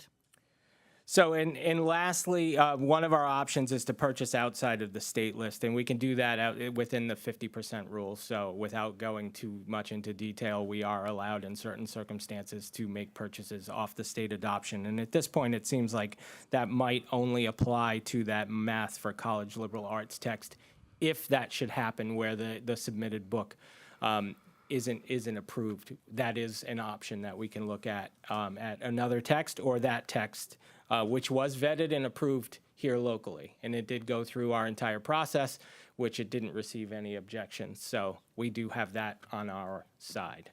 And I hope that was brief enough for all of you. Hopefully that helped to answer the latest updates. Any questions? Good to go. I'll be brief. One of the things that upset me more than anything when I was walking through a school after the teachers cleared out their classes and I saw stacks of math workbooks that were not used. I mean, and it was more than one class down the thing, and I'm like, I never want to see that again. So I want to make sure that we adopt the books that the teachers have approved. And when I see that the only one that the state has on their list or had on their list was that accelerated learning, it was overwhelmingly not supported by the committee. I mean, I hope that McGraw-Hill does get approved, but I would hate to see that we would adopt a book that was not approved. And I question why some of them were rejected because of social emotional learning content, when we in fact are required to come up with a program for social emotional learning, and the Department of Education approves. I mean, unless I'm mistaken, doesn't the Department of Education give us grants and we have to submit them, and Department of Education, or maybe the superintendent, I mean, maybe the commissioner doesn't know about that, or the governor doesn't know about that, but doesn't that come through the Department of Education? Yes, I know that we have there's an SEL grant that is approved every year that we send back to the DOE, and they approve every year. And then this past year, I think it was around $1.7 million that they send us to enact that grant. Yeah, well, I just don't understand why we're not supposed to have it in our textbooks. So again, in my conversation with McGraw-Hill this morning, one of the things that they stated to me is that really we're looking about mathematical mindset and finding ways to make students feel comfortable with math and learning math. And so a couple of those pieces they felt were a little more edgy on the touchy-feely side of social emotional. So it's slight adjustments that they're making, but again, making sure that we're focused on mindset and growth. Action. Thank you. You're welcome. Mrs. Ziegler. I'll be brief. I just want to thank Mr. Manugia and Dr. Meckler. Thank you. I really appreciate it. I know we've had a lot of offline conversations. I know, Rob, you have it was worrisome as far as whether we'd hit the target, and I know I spoke with DOE and I spoke with Dr. Asplin and the governor's office as far as being worried about the impact at the classroom, and I was reassured that there was going to be a lot of ongoing conversations. You guys proved that today, so I really appreciate that.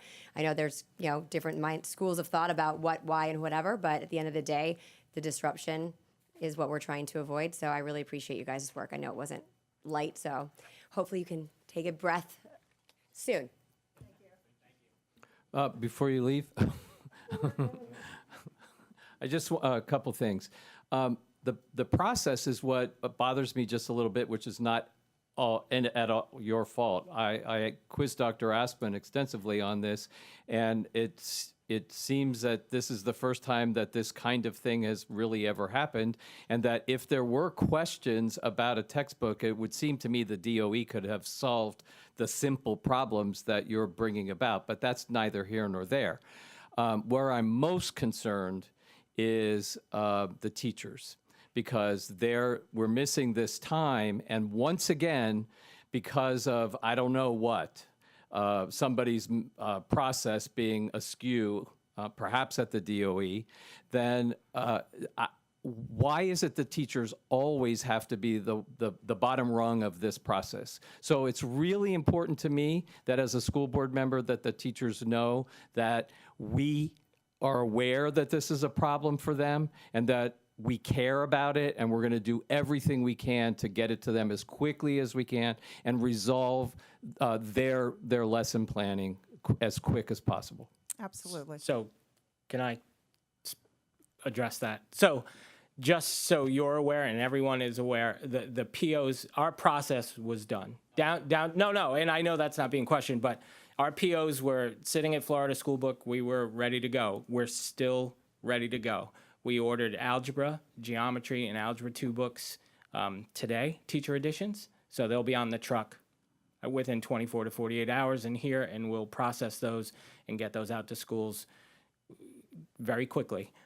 So literally, it will be a phone call the second McGraw-Hill hits that list. And the second we have materials, we will start working to process those and get those out. And as Sue stated, at the very least, teachers will have digital access that reflects the changes that have been made in their hands very quickly, more quickly than print. But I mean, with the timeline and the way the state is working, I don't see it being an issue having materials to schools prior to the start of the school year. The other thing to know is we have textbook training scheduled for our teachers. The last 2 days that teachers are here, or they have the option to come an extra day after and get paid for their work. So those teachers will get the full implementation of what that's all about, plus we'll revisit it again during pre-planning week. They also have been fully trained on an implementation of the best standards. With math, we've really had that gift of time this year, and I know we've been working hard to train our teachers, and we'll continue to do so. So they're ready. Good. Thank you so much. Mr. Chair, to put us in correct posture, I'd like to move to extend the meeting to 5:30, the workshop. Second?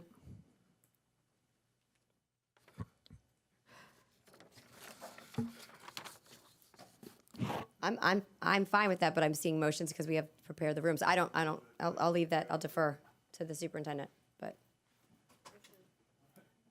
The next item is, I hopefully we can do it in 10 minutes, or Are we able 7. to prepare the room while we're in this? Okay, so we're just Okay. going to bring the podium out when we're ready. All right. We're keeping the, All right. Thank you. Hi, everybody. Am I on? I'm never up here. Okay, there, I'm on. it always looks green, but then it looks really green. Thank you. So I've been asked today to provide input regarding the process, composition, and considerations of the calendar committee, how the calendar is developed. So I'm going to give you a brief overview quickly, and you're going to tell me questions, and I'm going to do my best to answer them for you. So just as, again, broad strokes, in August, HR creates several versions of draft calendars for the next 2 school years. That allows folks to know times that childcare may be needed, vacations might be scheduled, and so on. That's why we do 2 years at a time. In September, we convene the calendar committee. The draft calendars are presented to the calendar committee, and I'll talk to you in just a minute about who is on those committees. We hold meetings until a consensus is met regarding which draft calendars the committee feels best offers the best scenarios for our district. So the meetings are public, anyone can come. We notice them. In October, we seek board approval to advertise the calendars, provided we've all come to a consensus by then. We gather feedback and comments from the public. So we publicize the calendar for 30 days. And so what you all were provided today was the feedback from our last committee meeting, and that was in your packet, or at least it's out here. We gather all of the input. We make changes if need be. We provide that insight to you all and ask, and the superintendent, and we ask for approval for the calendars, right? So it happens in August, September, October, November, and December, is sort of the time block. So the calendar committee has parents on it, a volunteer on it, representation from our schools, from administrative, classified, and instructional folks. And the union also offers their folks. So the union gets to say, yes, we want both of our bargaining units represented on the committee, and they provide people as well. The committee tends to be anywhere from, maybe 10 to 15 folks. And then we have people come and offer their insight as well from our district. So we have research, assessment, and evaluation come. We have IT to offer their insight, but they're not voting. They're not trying to come to consensus. They just offer us their input. Okay, so I'm flipping my page and I'm moving quick, so bear with me. So what do we consider as the calendar committee? There's a whole host of things that we consider when we meet. And so I'm going to give you a few of them, and I might miss some, and I'm happy to answer questions. We, of course, can't have a start date before August 10th per state statute. So we have, of our drafts, one of them always starts on August 10th, and then we have other options as well, depending on what the committee wants to see.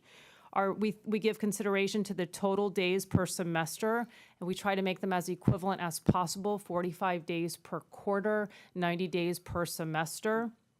We look at surrounding calendars. So we always take into consideration Manatee County's calendar. We often think about Charlotte County. We look at our state educational institutions as well, UF and whatnot, when we're compiling drafts. We look at days with high absenteeism of students and staff and low sub coverage. So we'll pull statistics out from the year and from past years to figure out where do we have a hard time covering vacancies and when do we have those high numbers of vacancies. That helps us to understand where we might need to build in maybe a mini break on our calendar.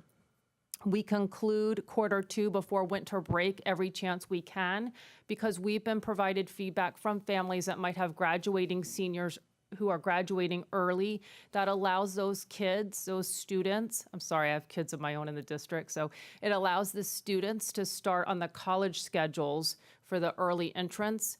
It also allows our students not to struggle and stress about exams over winter break. So we always try to conclude our quarter 2 prior to winter break. Also, we think about the time between spring break and when testing begins. That's a huge consideration of the calendar committee because we try to get as much instructional time as possible. We look at the opportunity to minimize weeks on our calendar with fewer than 5 days of instruction because the feedback we've been given is it makes it very hard for teachers to get the most bang for their buck during the week if we minimize the instructional time. We look at our testing window. We look at when our professional days are scheduled in relation to when our quarters end, because it's important for IT to have sufficient time and also for parents to get feedback quickly on grades.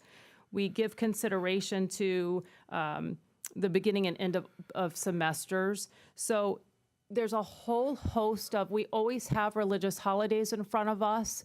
We look at that, where they fall, how we can try to build in, if possible, professional days, because we don't look at our calendar in terms of religion, but we do look at it in terms of absenteeism rates and when staff are available, when subs are available. So that's another piece of it. Can I answer questions for you? Or did I answer the questions that were presented at the last board meeting? Mrs. Brown. I guess I would have liked to have looked at the calendar you're proposing for next year with those high holy days considered. I don't know what days those fall on. I'm a Christian. I don't know all those other days. But if we knew what those days were, are they going to have the same problem they had this year where we're asking students to be in class, perhaps taking tests on high holy days? Is that going to be an issue next year? And is there a way we could easily correct it? You know, looking at next year's calendar, and then would you look at that, you know, in future years? So I'm not sure how next year's calendar works out. Is it possible to look at those? And I can certainly revisit that with you or provide you feedback after this. The calendar for 22-23 is available. Am I saying the right years? Yes, 22-23.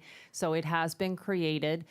We did take into consideration, but again, we give a consideration to a whole host of concerns. yeah, and I know it has to do with absentee rates and all of that. So I can absolutely revisit that and provide feedback to you. Thank you. And when we look at the creation for the next 2 years, we can present those dates to the committee for consideration to present them with other holidays so that they know that as they're creating that calendar. We do that. I have a master list of every holiday when we go into these meetings, every time we go into these meetings. So that is... Yeah, I think we were just looking at those high holy days because we're not saying, well, we want Ash Wednesday off, you know, we want this day off, you know, but if there's... I understand. One thing we do as well is if we are in school on those days, we always provide to the district or to the administrators to make sure that there aren't tests on those days, so that the administrators are aware that they're communicating that to the teachers. Perhaps we might want to indicate that on the calendar so that the teachers all know, because if the administrators know, but then the teachers don't remember what those days are, perhaps. Mrs. Rose? Thank you. I agree that ideally we would be able to respect those holidays for those beliefs. And I wanted to also reiterate that in addition to no tests, am I correct that there's, just so that the public is aware, no tests, no homework, and those are excused absences for students that want to go, want to take the day off? That's correct? Yes, that's correct. And I agree, if we could have it on the calendar, just make it real clear to everyone that those are accommodations that need to be followed. And I agree with all of what was said. So if that adds any extra. All done? Thank you.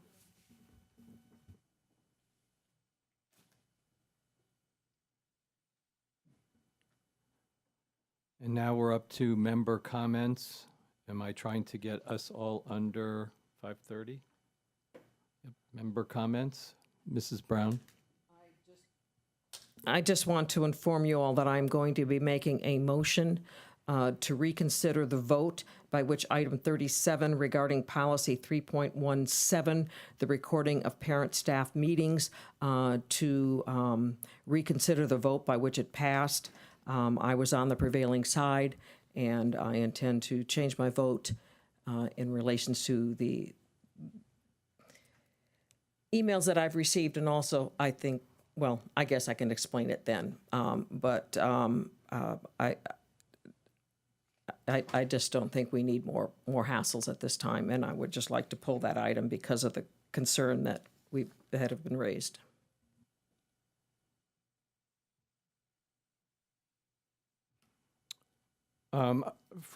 If no one else has any comments, I just want to let the public know that the whole discussion about the flag removal, political, whatever interpretation is scheduled for June 17th, is 14th. So I wanted the public, because I've gotten a whole lot of questions about what we're doing about it, and it's on the agenda to be discussed.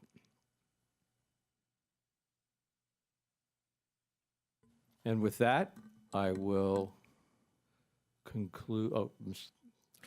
Well, I think June 17th is a long time to be waiting for that, but I understand that a message has been sent out by the superintendent that he wants the staff for the next month to be working on our students and getting through the end of the year.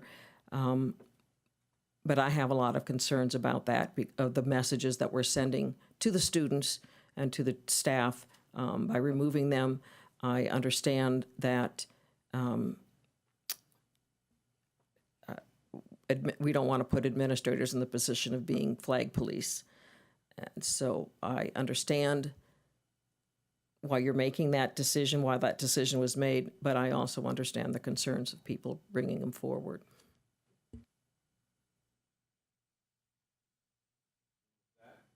With that, we are adjourned.